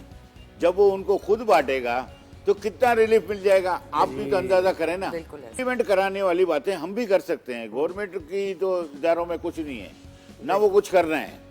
मैं आपके टीवी के तवज्जुह से कहूंगा कि इनको इम्प्लीमेंट कराना जरूरी है। इम्प्लीमेंटेशन भी है एक फैक्टर, बिल्कुल। आप तो अभी देख रहे हैं गन्ने का क्रॉप अच्छा, गंदुम का अच्छा, ये पाकिस्तान के लिए अच्छा साइन है। बिल्कुल, लेकिन ये कि इसको चीज़ों की रसाई है। बिल्कुल अब्दुल रऊफ साहब, बहुत शुक्रिया, आपने सदर कराची ग्रोसरी एसोसिएशन हमारे साथ है और सारी सूरत हाल से मुतालिक बता रहे थे। आपको वक्तन फ़वक्तन हम जहमत देते रहेंगे अपने शो पे, जैसे आप ठीक लगे।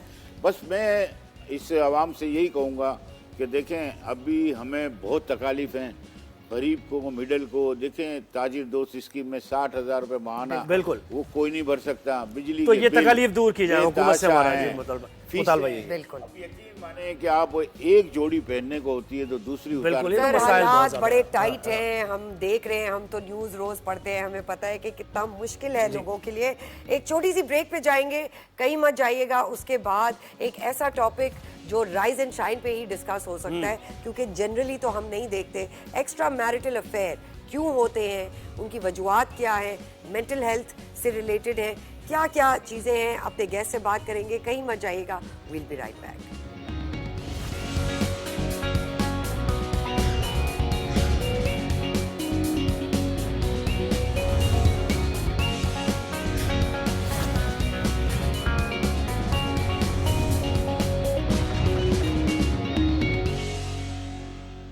वेलकम बैक नाजरीन। अब कुछ गरम टॉपिक पे बात हो जाए, जो है एक्स्ट्रा मैरिटल अफेयर।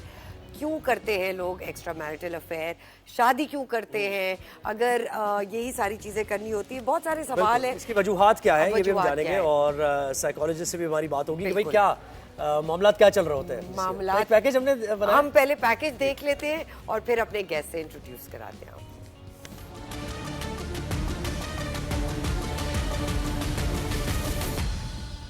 गैर अज़दवाजी ताल्लुकात मौजूदा दौर का एक अहम मसला। वजह दीन से दूरी या जरूरत से ज्यादा आज़ादी या नाआसूदा ख्वाहिशात की तकमील या फिर कोई जहनी बीमारी। वजह चाहे जो कोई भी हो, नतीजा बहर सूरत मुआशरे को भुगतना पड़ता है। मौजूदा दौर में लोगों के गैर अज़दवाजी ताल्लुकात में इजाफा रिपोर्ट हो रहा है, लेकिन इनकी बुनियादी वजूहात क्या हैं और किस तरह से हम ऐसे मसाइल को कम कर सकते हैं, ये एक पेचीदा सवाल बनता जा रहा है। माहिरीन नफ्सियात के मुताबिक शादी जिंदगी का बुनियादी यूनिट तस्वुर किया जाता है। अगर किसी फर्द की अज़दवाजी जिंदगी अच्छी है तो अपने काम पर बेहतर अंदाज में तवज्जो मरकूज कर सकेगा और अपनी आने वाली नस्लों की भी बेहतर अंदाज में तरबियत कर सकेगा। लेकिन देखा ये गया है कि पाकिस्तान में पिछले कुछ सालों में हमारी समाजी रवायात और अक़दार बुरी तरह मुतासिर होना शुरू हो गई हैं। लोग शॉर्टकट्स की तलाश में नजर आते हैं। लोगों को चाहिए कि शॉर्टकट्स तलाश ना करें। ऐसे ताल्लुकात वक्ती रिलीफ का बाइस तो बन सकते हैं, लेकिन जिंदगी भर की शर्मिंदगी और एहसास गुनाह का तोहफा भी दे जाते हैं। एक तहकीक के मुताबिक खवातीन इस तरह के मसाइल या बुराइयों का शिकार जल्द हो जाती हैं, जो इनकी फैमिली और इनकी मौजूदा जिंदगी के लिए बड़ा खतरा बन जाता है। बढ़ते एक्स्ट्रा मैरिटल अफेयर्स की एक बड़ी वजह आजकल ड्रामों में दिखाए जाने वाले मौज़ूआत हैं, जिनमें ज्यादातर ऐसी ही कहानियाँ दिखाई जा रही हैं जो लोगों के जहनों पर बुरे असरात मुरतब कर रही हैं। जरूरत इस बात की है कि ऐसे मसाइल को इब्तिदा में ही शनाख्त करें, आपस में बात करें और जितना जल्द मुमकिन हो ऐसे मसाइल को हल करें, क्योंकि थोड़ी सी देर जिंदगी भर का पछतावा भी बन सकती है। जी तो नाजरीन, आपने देखा क्या क्या वजूहात हो सकती हैं, क्या क्या चीज़ें हैं जो एस्पेक्ट्स हैं सोसाइटी के, वो हो सकते हैं। हमारे साथ ज्वाइन किया है डॉक्टर नबीहा अली ख़ान ने, क्लिनिकल साइकोलॉजिस्ट हैं, और हमारे साथ स्टूडियो में आज मौजूद डॉक्टर इमरान यूसुफ हैं, सितारा इम्तियाज़ भी हैं, फिलैंथ्रोपिस्ट हैं, mental health psychologist and founder transformation international हैं। तो नबीहा से बिल्कुल, नबीहा से पहले सवाल बिल्कुल नबीहा, देखें अब ये इन टॉपिक्स को छेड़ते तो नहीं है लोग, लेकिन क्योंकि हम ये कर रहे हैं तो फिर जरा खुल के बात करनी चाहिए। पहला सवाल, आपकी क्या ऑब्जर्वेशन है या आपकी क्या नॉलेज है कि ये फिजिकल अट्रैक्शन होता है जिसकी वजह से एक्स्ट्रा मैरिटल अफेयर्स होते हैं, या फिर उसकी अपनी इज़्दवाजी जिंदगी में कुछ कमियां रह गई होती है जिसकी वजह से वो फुलफिल करने के लिए दूसरी तरफ जाता है? एक मर्द की हम बात कर रहे हैं। देखिए जी बहुत शुक्रिया आपका। असल में आपका ये इतना जो है वो सेंसिटिव टॉपिक है, लेकिन हमारे माशरे में ये एक्स्ट्रा मैरिटल अफेयर्स जो हैं वो इस वक्त बहुत ज़्यादा बढ़ रहे हैं, और इनकी वजूहात जो हैं वो बहुत सारी हैं। कोई एक वजह नहीं है कि अगर आपकी जो है वो मेंटल कंपैटिबिलिटी नहीं है तो उसकी बहुत बड़ी वजह जो है वो किसी थर्ड पार्टी का आपकी ज़िंदगी में एंट्रेस हो सकता है। अगर आप जो है वो दोनों एक दूसरे को समझ नहीं पा रहे, आपकी केमिस्ट्री मैच नहीं हो रही, और किसी भी तरह की आप दोनों में जो है वो कोई गैप मौजूद है मियाँ बीवी के रिश्ते में, तो जाहिर है किसी थर्ड पार्टी को ज़रूर स्पेस मिलेगी और वो जो है ज़िंदगी में एंट्रेस होगी। ये जो थर्ड पार्टी होती है ये किसी ना किसी एक की बेवफाई का नतीजा होता है, यानी कोई एक शख्स, कोई शौहर या बीवी, दोनों में से ही किसी का भी एक्स्ट्रा मैरिटल अफेयर जो है वो चल सकता है। शादी का मकसद, इस्लाम ने ये साबित किया कि शादी जो है वो आधा ईमान मुकम्मल कर देती है, लेकिन अनफॉर्चुनेटली हमारे यहाँ इस चीज़ को समझा नहीं जाता।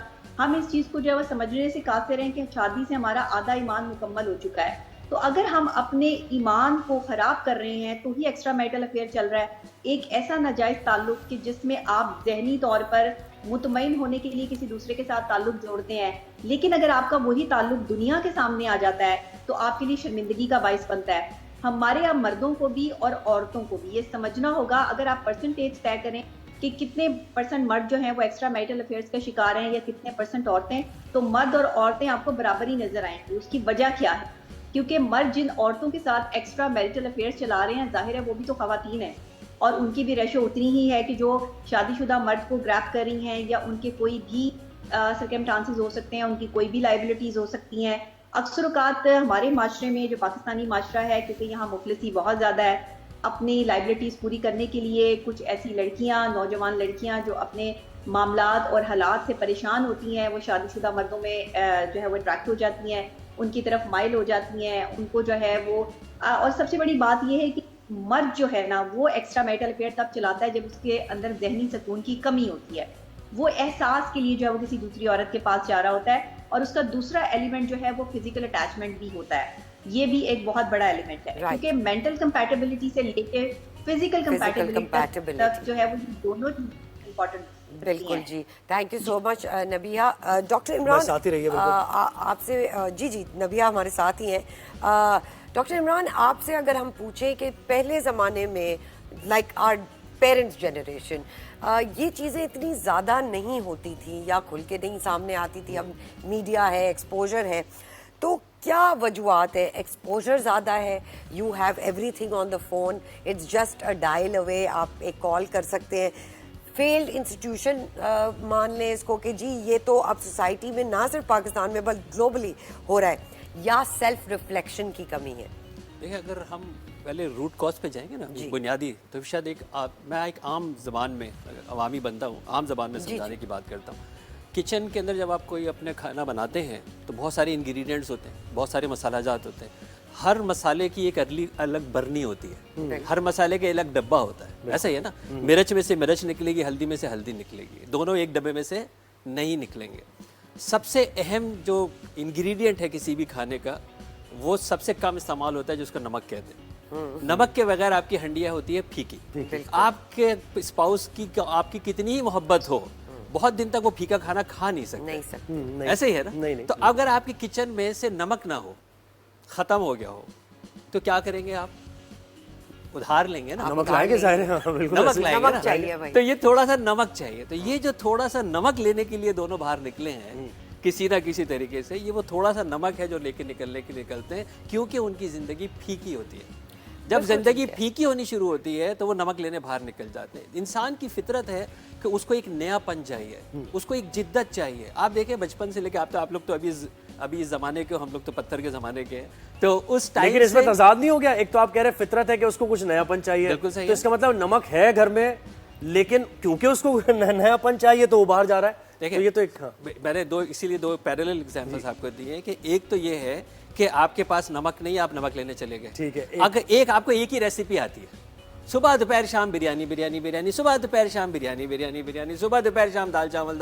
अगर आप दो ही डिश लेके आए हैं पेश करने के लिए, तो कितनी मोहब्बत और कितने दिन तक आप खाने वाले हैं सर? तो फिर तो अब इसका मतलब आपको कुछ और मैं आपको तो नफ्सियात बता रहा हूँ ना। इसका मतलब है कि आपको एक नयापन चाहिए, जिद्दत चाहिए। तो सर हमारे तो माशरे में I mean you know physical नबिया की तरफ लेके जाते हैं सवाल। अच्छा, नयापन का मतलब ये नहीं है कि आपने बहुत दुनिया से, आपके अंदर एक नयापन है या नहीं है, वो सेल्फ अवेयरनेस। देखिए, अगर मैं आपको बता रहा हूँ, कुरान पाक जो है वो इस फितरी ताल्लुक के ऊपर पोजीशनिंग की बात करता है, बिल्कुल, क्योंकि इस पे बोर्डम हो जाता है। नबिया, हम अगर आपसे सवाल करें ऐसे सिचुएशन में, इसी सवाल को लेके आगे बढ़ते हैं ना, ये जी इन लॉज का क्या किरदार है? अगर एक बेटा घर का वो उसको बोला जाता है, बीवी आती है सामने और वो बोला जाता है कि जी he is having an extra marital affair.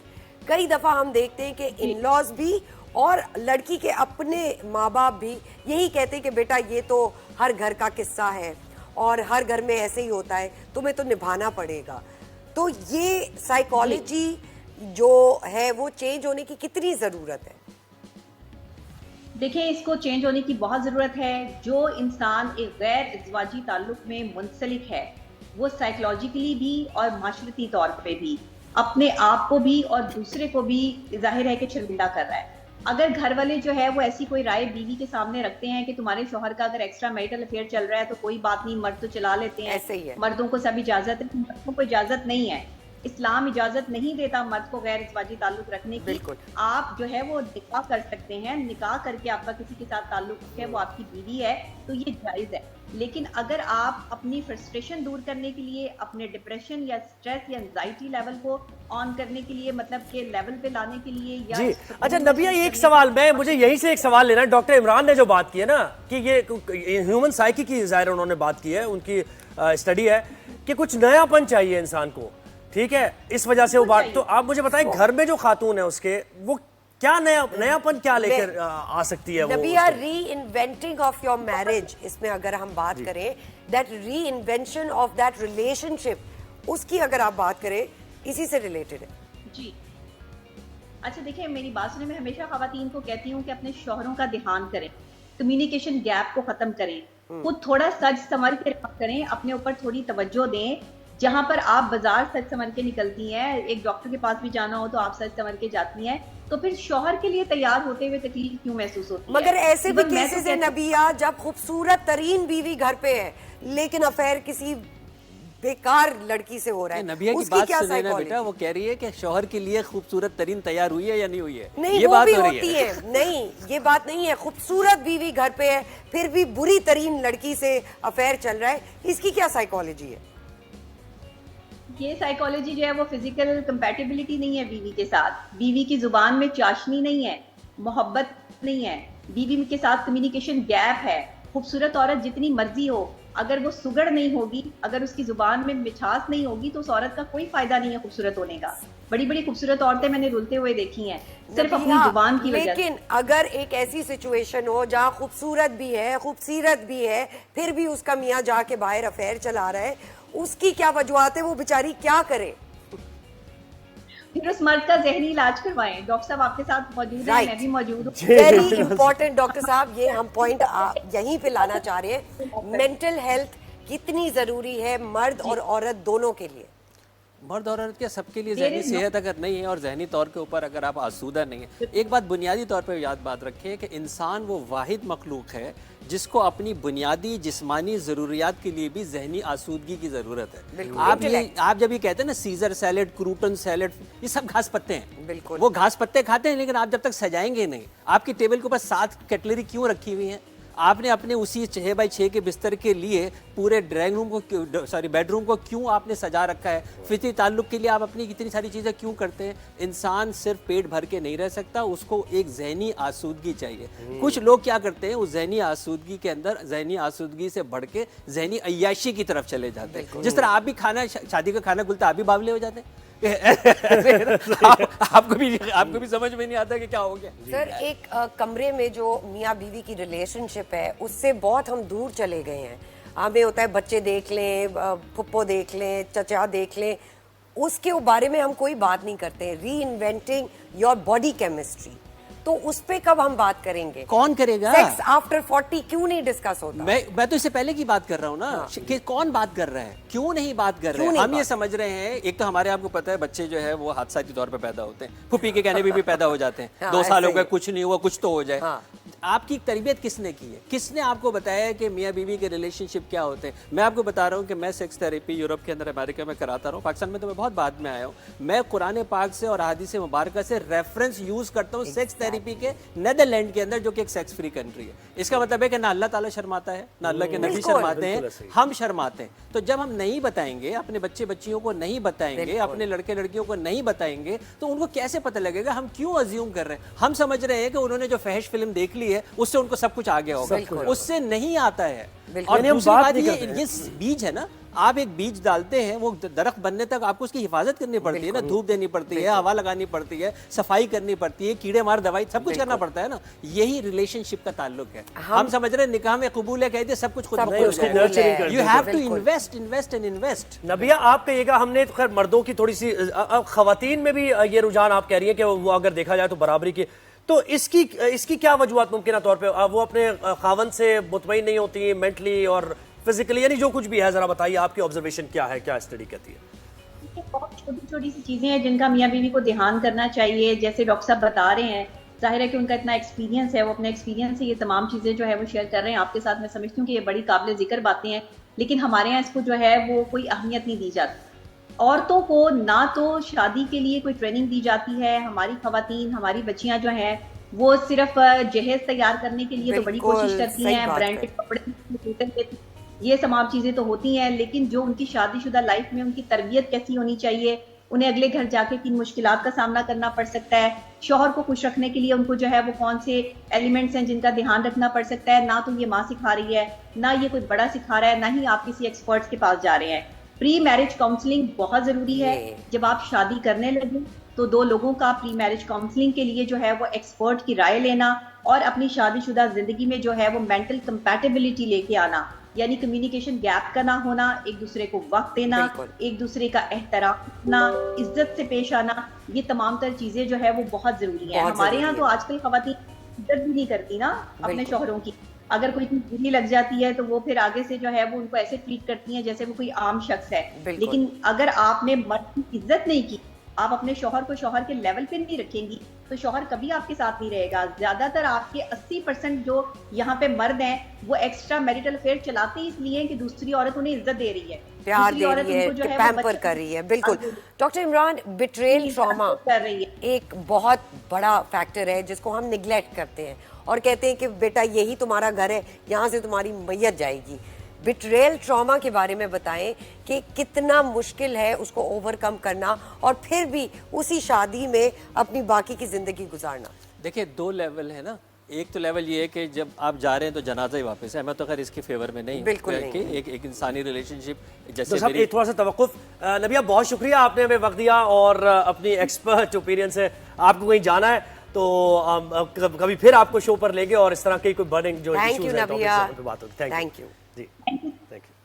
तो वो एक तो वो एक्सट्रीम है। दूसरी एक्सट्रीम ये है कि ये इंसान की फितरत है कि वो जिस चीज़ के साथ भी होता है उससे अटैच हो जाता है। आपने देखो कि कुर्बानी का जानवर 3-4 दिन के लिए आता है, जब वो कटने के बाद बच्चा कैसे रोता है दाढ़े मार मार के। 3-4 दिन से उसको वो जानवर है, राइट। मैं तो इंसान उससे बहुत ज़्यादा सुपरलेटिव डिग्री है ना। तो जब इंसान किसी के साथ अटैच होता है तो वो फिजिकली, स्पिरिचुअली, इमोशनली अटैच होता है। अगर डिपेंड ये कर रहा है कि अगर वो वाकई यही सोच के अटैच हो रहा है, अदरवाइज तो बहुत सारी अटैचमेंट अब डिफरेंट है। मैं अपनी बेगम को बता रहा था कि उस वक्त सबसे ज्यादा खतरे के अंदर पैसे वाला शादीशुदा मर्द है।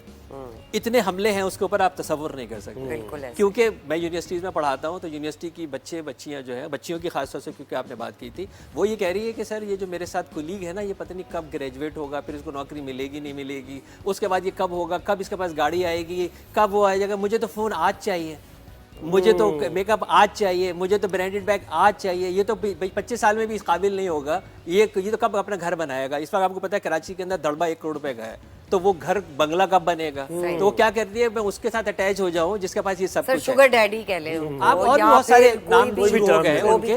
तो मेरा सवाल ये है कि वो जो कन्वीनियंस ऑफ मटेरियल के लिए हमने रिलेशनशिप बनाए उसमें तो ट्रॉमा नहीं होता ना, क्योंकि वो तो ट्रॉमेटिक नहीं है। लेकिन सर मैं बिट्रेयल ट्रॉमा की बात, अब बिट्रेयल, मैं अकेले बेटा लेवल बात कर रहा हूँ ना। हम अपनी साइकोलॉजी के अंदर जब भी किसी मर्ज को देखते हैं तो हम हमेशा कहते हैं कि ये सीवियर है, मीडियम है या लो है, ऐसे है ना। यानी इसका लेवल क्या है। वो जिस अटैचमेंट की आप बात कर रहे हैं उस अटैचमेंट के अंदर तो एक ट्रॉमा होता है। कल मेरे पास एक इतना रिसेंट केस है, 50 इयर्स की ऑलमोस्ट खातून है, बड़ी बच्ची तकरीबन 30 साल की है, दूसरा बच्चा तकरीबन 16 साल का है और एक 8 साल का है, और उन्होंने डिवोर्स फाइल कर दी और बंदा मेरे सामने बैठा है कि मुझे समझ कुछ नहीं आ रहा है कि इसको क्या हो गया, राइट। इसको अचानक क्या हो गया। And what was the reason?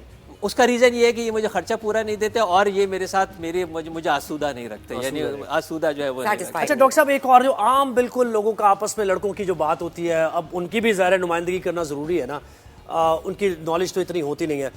ये जो इसमें फिजिकल पार्ट जो है ये कितना आम है, और जो लोग जिनके सारे टिक यानी सही है बिल्कुल, यानी सेटिस्फेक्शन भी है, इमोशनली भी अटैच है एक दूसरे के साथ, माइंडसेट भी मिलता है, लेकिन उसके बावजूद वो जो फिजिकल अट्रैक्शन है एक मर्द का औरत की तरफ, इसको कैसे कोई मर्द डील करेगा या औरत डील करती है? साइकोलॉजी क्या कहती है? देखिए, मैंने आपको कहा ना कि ये एक ऐसी इन्वेस्टमेंट है, खास तौर पर अगर इस तरह का मर्द जिसको आपको ये लगता है कि, क्योंकि ऐसे केसेस हमारे पास बहुत आते हैं सेंटर के अंदर, उस औरत को अपने आप को हमेशा अपग्रेड करना है, उस औरत को अपने रूप बदलने हैं, उस औरत को अपने उस मर्द को क्यों नहीं?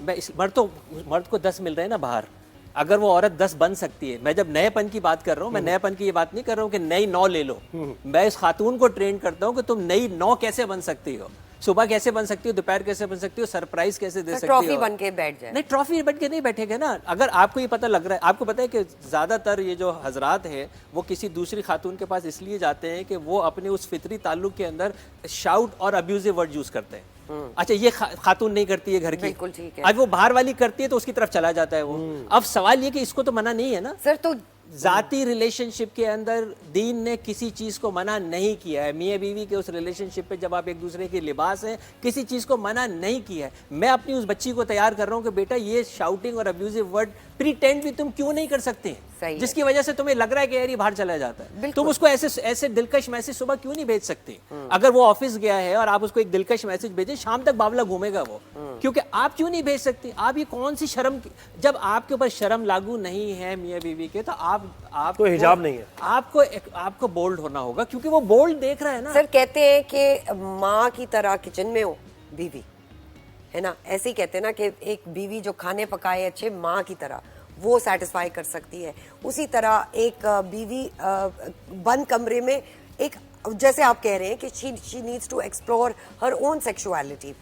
A lot of times जो हम जैसे कि आज भी डिस्कस करें, a lot of times क्या होता है, हम खातून से कहते हैं कि जी आपने ये करना है, आपने खुशगवार होके बनना है, लेकिन जब आपके पास ऐसे केसेस आते हैं तो आप मर्दों को क्या एडवाइस देते हैं? मैं आपको बताऊं, ये शायद अगर अल्लाह आपको जिंदगी दे और आप अगले 5 साल के बाद ये प्रोग्राम कर रहे होंगे तो ये टॉपिक भी ऑब्सोलीट हो चुका होगा। बिल्कुल ऐसे, क्योंकि इस वक्त लड़के लड़की शादी ही नहीं करना चाहते। मेरे आने वाले बच्चे शादी करने में इंटरेस्टेड नहीं है। इंस्टीट्यूशन की तरफ ये टोटल चेंज आ रहा है। उन्होंने कहा जी, वो कहते हैं कमिटमेंट किस बात की? हाँ, क्यों वाई हम कमिट क्यों करें? हमारी अपनी स्पेस होनी चाहिए, हमारी अपनी लाइफ होनी चाहिए। चाहिए। अच्छा, अब आपको सिर्फ जिनसी ताल्लुक ही चाहिए था ना, वो तो हर वक्त अवेलेबल है। बट सर एज अ मुस्लिम अगर हम ये ताल्लुक रखना चाहते हैं और आने वाली जिंदगी में अपने बच्चों को ये देना चाहते हैं, मर्दों को क्या एडवाइस देंगे आप? देखिए, 2 चीजें सेपरेट कर लें, follower of Islam and Muslim.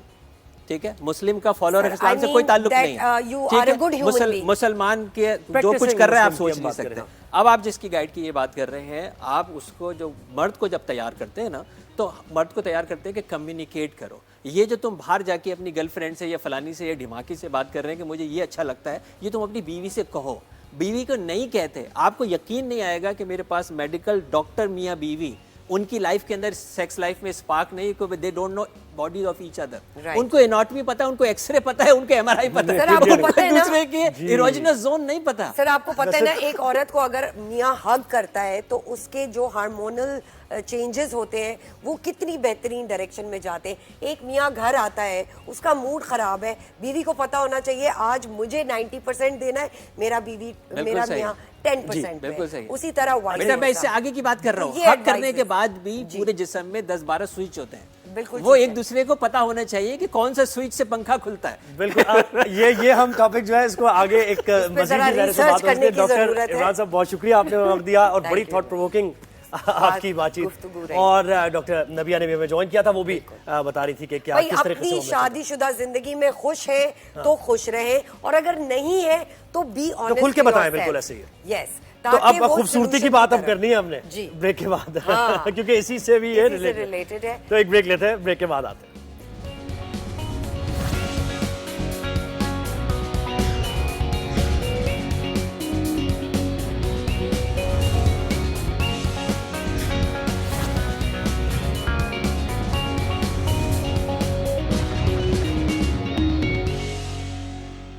हमें तो फायर वेलकम बैक, जरा पानी शानी पिए।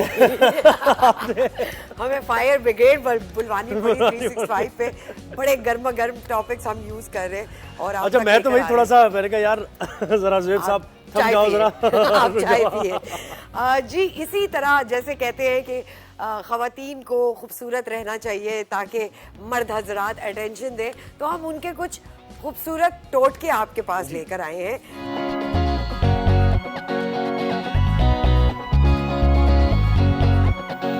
भी टोटका एक्सपर्ट है हमारे साथ। टोटका एक्सपर्ट है हमारे साथ कि आप घर बैठे खूबसूरती, हेल्दी स्किन, चलते फिरते काम करते करते आप अपनी खूबसूरती का मेंटल हेल्थ और इमोशनल हेल्थ और फिजिकल हेल्थ पे कैसे कर सकते हैं। हुमैरा नाज साहब हमारे साथ, नाज हमारे साथ है, टोटका एक्सपर्ट है भाई। वो हमारी होती थी ना आपा। जी जी बिल्कुल।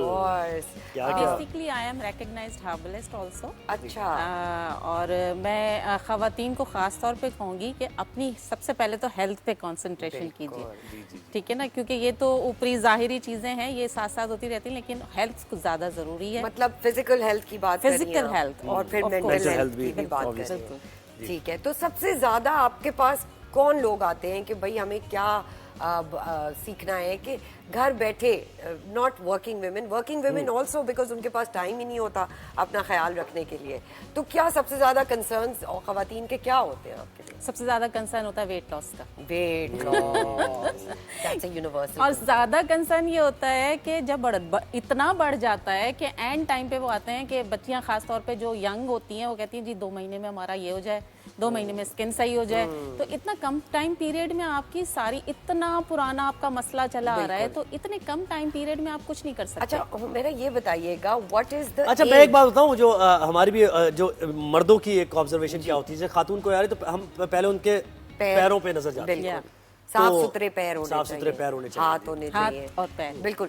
व्हाट इज द एज, मैं जो आपसे पूछना चाह रही थी, कौन सी एज से यंग बच्चियों को अपनी स्किन का ख्याल रखना शुरू कर देना चाहिए? जैसे नाइट रिजीम हो गई, सन ब्लॉक हो गया, डे रिजीम हो गई, वो कौन सी एज होती है? देखिए एज तो अब तो बच्चियों को छोटी एज से ही स्टार्ट कर देना चाहिए, लेकिन फेशियल वगैरह को हाथ नहीं लगाना चाहिए। मैं कहती हूँ बच्चियां जितना स्किन को छेड़ेंगी ना, एक एज, देखिए सर्टेन एज होती है 20-25 के बाद जाके आप जो है फेशियल्स वगैरह करवाइए। नहीं, मैं नेचुरल इंग्रेडिएंट्स की बात कर रही हूँ। हाँ, natural almond oil is a very good natural ingredient. तो बच्चा पैदा होता है तो साथ हम स्टार्ट कर देते हैं, जो मालिश वगैरह वो ठीक है, बच्चा जो बड़ा हो जाता है तो वो बिजी हो जाता है। एज क्या, जैसे 20+ छोटी बच्चियां अपनी स्किन रिजीम, मुंह धोए, अ लॉट ऑफ टाइम्स मुंह धोए बगैर सो जाती हैं।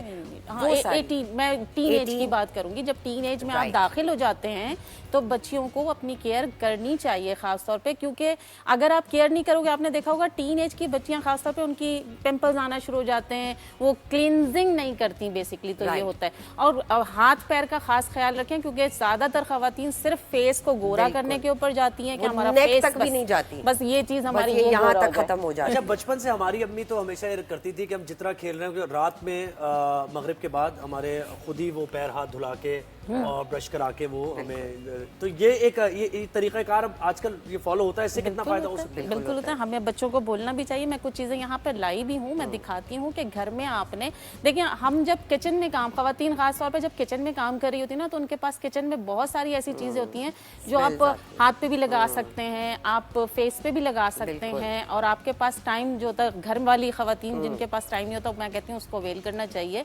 किचन में हमारे पास बेसन है स्किन के लिए खास तौर पे, आपके पास मीठा सोडा है, आपके पास बालाई है, आपके पास लेमन रखा हुआ है फ्रिज में, आपके पास कुकम्बर रखा हुआ है, बहुत सारी चीजें जिससे आप अपने हाथ पैर साफ कर सकते हैं। खास तौर पे जब हम मैनी पेडी का नाम लेते हैं तो ये होता है जी सैलून में जाना है, मैनी पेडी बड़ा कोई पैसे चार्ज करेंगे, और करते भी हैं, सैलून में चार्ज करते भी हैं। तो सिंपल आपने घर में गर्म पानी, एक तो अगर आपने पेडिक्योर करना है, गर्म पानी लीजिए किसी टब में, आपने गर्म पानी डाला इतना कि आपकी स्किन बर्दाश्त कर सके। उसके बाद आपने उसके अंदर 1 टीस्पून मीठा सोडा डालना है, और अगर मीठा सोडा घर में आपके पास अवेलेबल नहीं है तो जो हम डाई करते हैं हाइड्रोजन 20 वॉल्यूम, ये आप जब सर में डाई कर रहे हो तो ये हर एक के घर में, कहीं से भी कलर आप जब डाई लेते हैं ना तो आपके घर में हर एक के पास मौजूद होता है वॉल्यूम 20। इसका एक कैप जो है वो आप डाल दीजिए। अगर मीठा सोडा नहीं डालना चाहिए, आपके पैर हाथ बहुत साफ हो जाएंगे। एक लेमन स्क्वीज कीजिए, और एक ही कैप आपने इसमें शैम्पू ऐड करना है। ये 4 चीजें डाल के आपने पैर डिप कर लेने हैं। डिप करने के बाद आपके पास, मैं पुराना एक तरीका अपनाती हूँ, झावा, ये मेरे पास मौजूद है। आप अगर शावर लेते हैं तब भी ये वॉशरूम में आपके मौजूद होना चाहिए। इसी से आपने स्क्रबिंग करनी है। आपने कोई खास तौर पे स्क्रब बना के नहीं लगाना, आपने इसकी स्क्रबिंग करनी है, और इसका भी एक प्रोसेस होता है, ऐसे ऐसे करना होता है। बिल्कुल। और जो अपर लेयर होती है ना, इस पे आपने ये नहीं करना है, इस पे सिर्फ आपने हाथ से मसाज करना है। अच्छा, इसके बाद आपके पास छोटा सा कोई ब्रश होना चाहिए। ये ब्रश आपके पास ऐसे फिंगर्स में चला जाए, आपने फिंगर जितना भी है ना पैरों को इसी से रब करना है। तो एक प्रोसेस होता है मैनिक्योर पेडिक्योर का, बिल्कुल ये प्रोसेस होता है। मर्दों की भी हाथ और पैर की बात होनी चाहिए ना, ये दोनों के लिए है, ये सिर्फ औरतों के लिए नहीं है। मैं कह रहा हूं जैसे बाइक चलाते हैं मर्द, और उनके हाथ बिल्कुल अलग रंग होता है, उनका कॉम्प्लेक्शन, और फिर गर्दन भी खास तौर पे काली हो जाती है। अच्छा, उनके लिए मैं एक स्प्रे बताती हूँ कि आप जब भी अब बाहर निकलें तो वो एक है सन ब्लॉक है, होममेड सन ब्लॉक है, खवातीन भी लगा सकती हैं, खासतौर पे चूल्हे के आगे जब काम करती हैं। आपने ग्रीन टी का कावा बनाना है, सिंपल, कुछ नहीं डालना उसमें, 1 चम्मच डाल दीजिए, या आपके पास एक साशे मौजूद है, 1 कप पानी में उसको पका लीजिए। ठंडा होने पर आपने उसमें सिर्फ लेमन के कुछ ड्रॉप्स स्क्वीज करने, देन आपका रेडी है सनब्लॉक। आपने स्प्रे करना है, उसको ड्राई करना है हवा में और निकल जाना है। 2 घंटे आपका कहीं अच्छा, नहीं गया। ये बताइए हुमैरा, सीजनल जूसेस हमारे पास होते हैं, सीजन का फ्रूट होता है। इस वक्त कौन सा ऐसा फ्रूट है या वेजिटेबल है जो हमें जूस, फ्रेश जूस निकाल के पीना चाहिए आपकी स्किन ग्लो के लिए? हमारे पास इस वक्त आने वाला अनार है, बिल्कुल बहुत जबरदस्त है, आपके पास विटामिन सी से भरपूर है। और दूसरा ये कि आपकी जो हीमोग्लोबिन की डेफिशिएंसी है, आपके फेस पे जो पिगमेंट्स आ जाते हैं वो बहुत अच्छा है। उसके अंदर आप चुकंदर डालें, अनार डालें और सेब डालें। ये दोनों फ्रूट अभी इस वक्त अवेलेबल हैं। और इससे पहले अभी थोड़े दिन के लिए थोड़ा सा रह गया, मैं कहूँगी थोड़ा सा टाइम रह गया उसके जाने में, मिठा जो होता है वो ग्रीन कलर का होता है, वो हेल्थ के लिए बहुत बेहतरीन है। बताइएगा हुमैरा, आपके ये पेंडोरा बॉक्स में और क्या क्या है? हमारे पास मैनी पैडी में नेल कटर होना चाहिए, आपके पास ये एक टूल नेल पुशर होता है जो क्यूटिकल को पुश करता है, ये होना चाहिए। नेल क्यूटिकल कटर होना चाहिए आपके पास। और आपके पास जो है ये 3 चीज़ें जो मैंने बताई थी कि आप अगर चाहें तो वॉल्यूम 20 यूज़ कीजिए, मीठा सोडा यूज़ कीजिए, या ये स्क्रबर है, ठीक है ना। आपने नेल कट करने के बाद कुछ लोगों को, और सॉरी फाइलर भी है, कुछ लोगों को नेल फाइल करने का भी तरीका नहीं आता है। मैं फाइल करने का बताती हूँ। सिंपल, आपने पहले देखें, आपने टिप करनी होती है ऐसे, उसके बाद आपने कॉर्नर्स को इनर कॉर्नर की तरफ से करने के बाद आपने, अगर दिखाए कैमरा, तो ऐसे ऐसे करना होता है ताकि आपके नेल्स प्रॉपर शार्प नजर ना आए। मेरा कहते हैं मेटल का फाइल नहीं होना चाहिए, पेपर या वुड का होना चाहिए, is that true? It depend, क्योंकि मैं एक प्रोफेशनल हूँ तो मेरे पास ये मेटल का है, मुझे मेटल का सूट करता है। किसी के पास जैसा भी, आपके पास वुड का है, और तो एक डायरेक्शन में होना चाहिए, एक ही डायरेक्शन में होना चाहिए। अगर आपने किया है तो एक ही डायरेक्शन में, क्योंकि वो ऐसे कभी नहीं होता, नहीं वापस नहीं करना, ये बड़ा मिसकंसेप्शन, ठीक है। उसके बाद आपने इसको शेप दिया, शेप देने के बाद जो ये हमारा नेल पुशर है, अगर आप ये देखें, इसकी शार्पनेस होती है, ये ब्लेड होता है बेसिकली आपने इसको पुश करना, आपका नेल भी थोड़ा सा साफ होता जाएगा। और आपको क्यूटिकल को पुश करना है। पुश करने के बाद जब आपका क्यूटिकल आपको नजर आ जाए कि पुश हो गया है, उसके बाद ये है, ये जो टूल है, ये आपका कटर है, क्यूटिकल कटर। हल्का सा आपने ऐसे पकड़ना है और ऐसे आपने इसको। अच्छा, ये बताएं कि मर्द हजरात ये सब करने का तो टाइम नहीं है।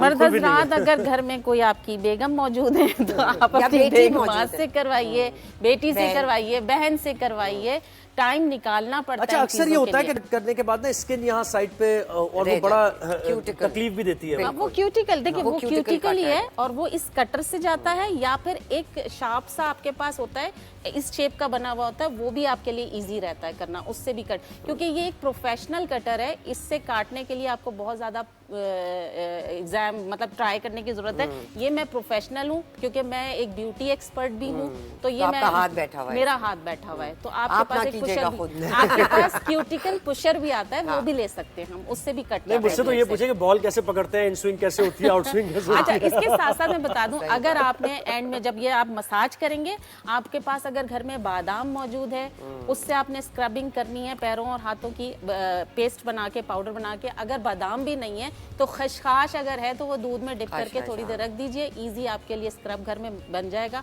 थोड़ी देर के लिए फूल जाएगी, वो आपका स्क्रब रेडी है। हुमैरा एक दिन बना के ले आए। और ये पूरी किट कितने की है ये, अगर इसको मार्केट में? ये अगर आप लेने जाए ना, छोटे छोटे आपके पास टूल्स किट भी मिलती है, वो आई थिंक मेरे ख्याल से 500 के अंदर होगी, बहुत विदिन 1000 हो जाए, 1000 के अंदर अंदर आपको सारी चीजें मिल जाएंगी। और आप इससे करते रहे जितना मर्जी, आपने मैनिक्योर करना है, पेडिक्योर करना है। आप स्किन को साफ रखने के लिए हमेशा लेमन का इस्तेमाल हाथ पे कीजिए, फेस पे मत कीजिए, मैं कहती हूँ। और कभी अगर मौका मिला तो यहाँ हम डेमोन्स्ट्रेशन करके भी दिखा देंगे। बिल्कुल, thank you so much Humaira, आपने हमें वक्त दिया और अपनी अमेजिंग टोटके जो है ना वो हमें बताए हैं। नाजरीन, कल फिर मुलाकात होगी। एक मैं भी जरा सैलून वगैरह जाऊँ ना, थोड़ा सा देखूँ ये क्या आप छोड़ दें, हम स्टूडियो में ही आपका काम तमाम कर देंगे। ठीक है जी, कल मुलाकात होगी, अपना भरपूर ख्याल रखिएगा। और फीडबैक जरा देते रहिए ना अपना, यस, बहुत जरूरी है। अल्लाह हाफ़िज़।